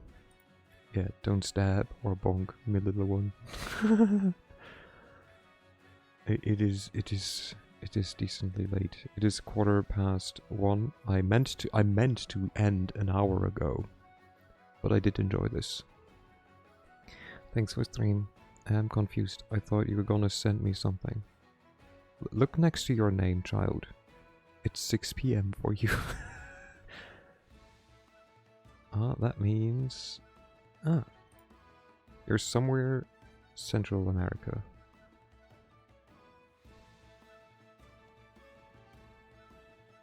I think it's called. I don't know. You have weird names. I reloaded to see would it... South America. True. To be fair, the Spanish should have given it away. Wait, I recently learned there's only one country in... Oh no, wait, there's only one country in Southern America that speaks Portuguese. All the others speak Spanish. Shit. Anyways. You have a pink diamond, indeed. Yeah, I confused the two for a second. Brazil, yeah, speaks Portuguese. Everything else is... There's another one that doesn't speak Spanish.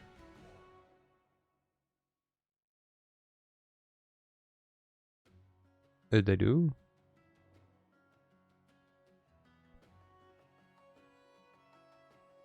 Ag? Do you mean to spell Argentina? Thank you, Dad. Of course, baby. You just reminded me of something. Is it a good thing or a bad thing? I'm not sure. Yeah, they don't speak Spanish. Yeah, no. So like, in Argentina they speak Spanish, if I remember correctly. That annoys me so much. Oh no, what is it?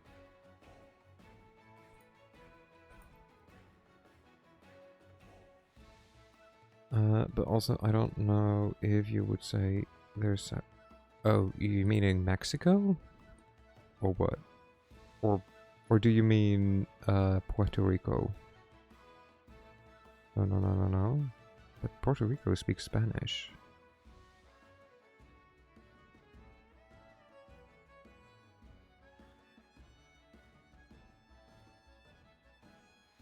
What are you thinking of? Hawaii? French Guinea. Ah, they speak French and are part of the country of France. I don't know if they technically... I mean, I don't know. I mean, it's not even up to debate, right? Because, like, North and South America is a continental thing. I forget they exist, honestly. True. I know the name, but, like, if you had asked me, no clue.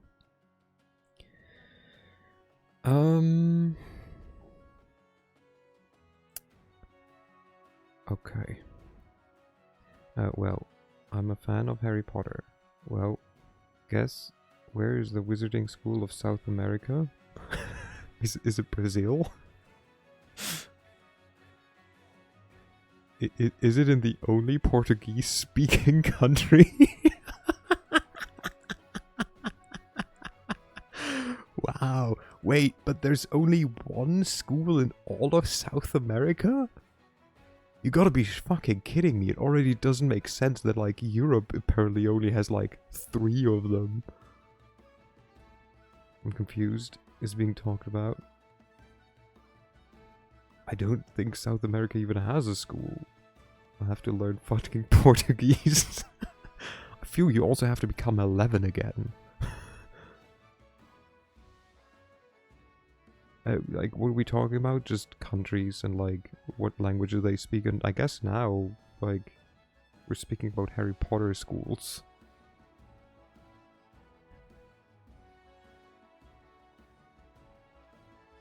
But yeah, like what? Like, Europe has Hogwarts, Bobatel, I think it's called, the French one, and the Bulgarian one. Though I kind of feel like, no offense to Brazil, I didn't even realize that Spain broke Spanish. How?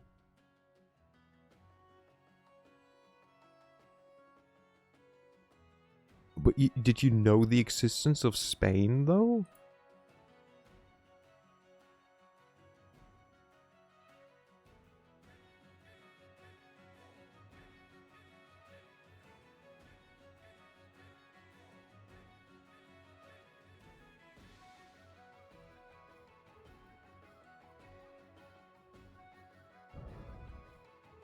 Why does one of the most powerful countries on Earth have the worst education system?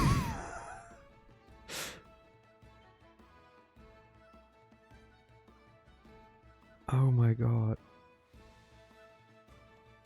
Oh god. Please. Why America?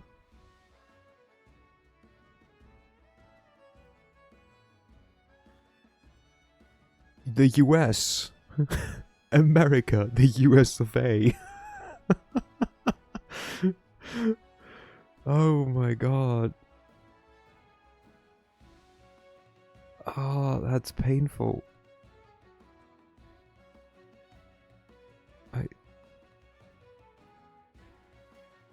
Ah. Do you know what languages they speak in Canada? And I will give you a hint, it's not Canadian. Where are you from? Germany. It's why I speak German. Born and raised. Oh, wait. That I found out. Okay, go ahead. From a Minecraft. Okay. Almost right.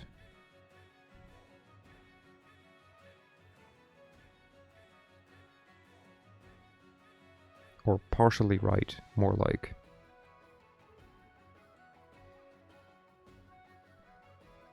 I think the majority of Canada speaks French, but there is also an area where they speak English as a main language.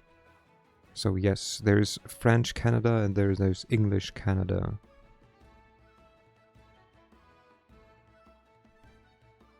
Okay, okay. Do you know where else besides in New York do they speak Italian?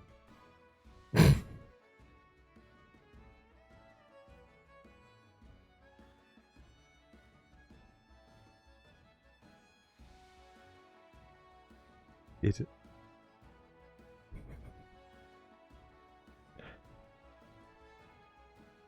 Yeah, maybe I'm reaching. I mean, even my like outside of New York is like very much me taking a piss. Chicago. I feel she might have had to dip out. Oh my god, I swear this child will be the end of me. New ward? Little Italy? Yeah, yeah, definitely. Yeah, the answer I was looking for was Italy. I swear to god I didn't realize that. Oh my god. Vegas? True. Oh my god. Okay. Jesus Christ. Wait. So what's the answer? Italy! It's Italy! They have the Eiffel Tower there, ain't it? In Vegas? Yeah. They have an Eiffel Tower there. The famous Italian monument. God. Dude, you're hurting me. It's such a dead joke. What do you mean? She literally just said she wasn't aware that they speak Spanish in Spain. So the obvious question is, where do they speak Italy outside of New York?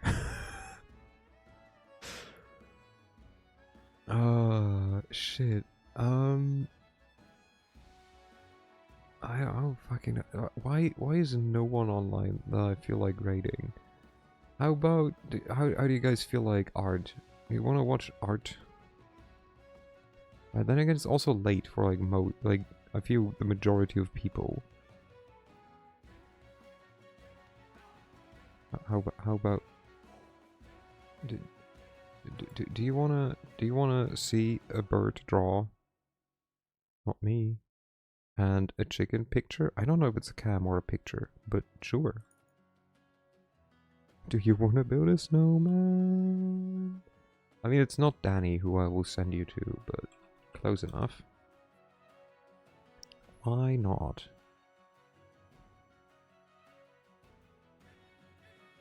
I will send you to Susie. That's not how you fuck. Fuck. And no, I didn't mean to say that's not how you fuck. There you go. I just screamed at my thingy. Is they bird? They is bird. And they have picture of Chimkin. Of baby Chimkin. Welcome back. Hey, quick question. Outside of New York, where do they speak Italian?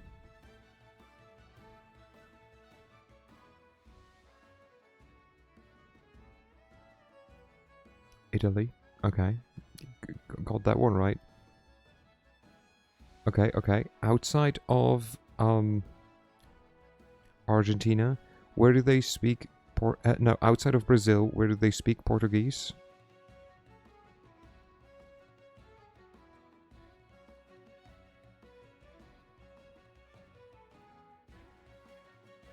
What have you been doing, ours? He's not my baby Chimkin. Portland. You literally...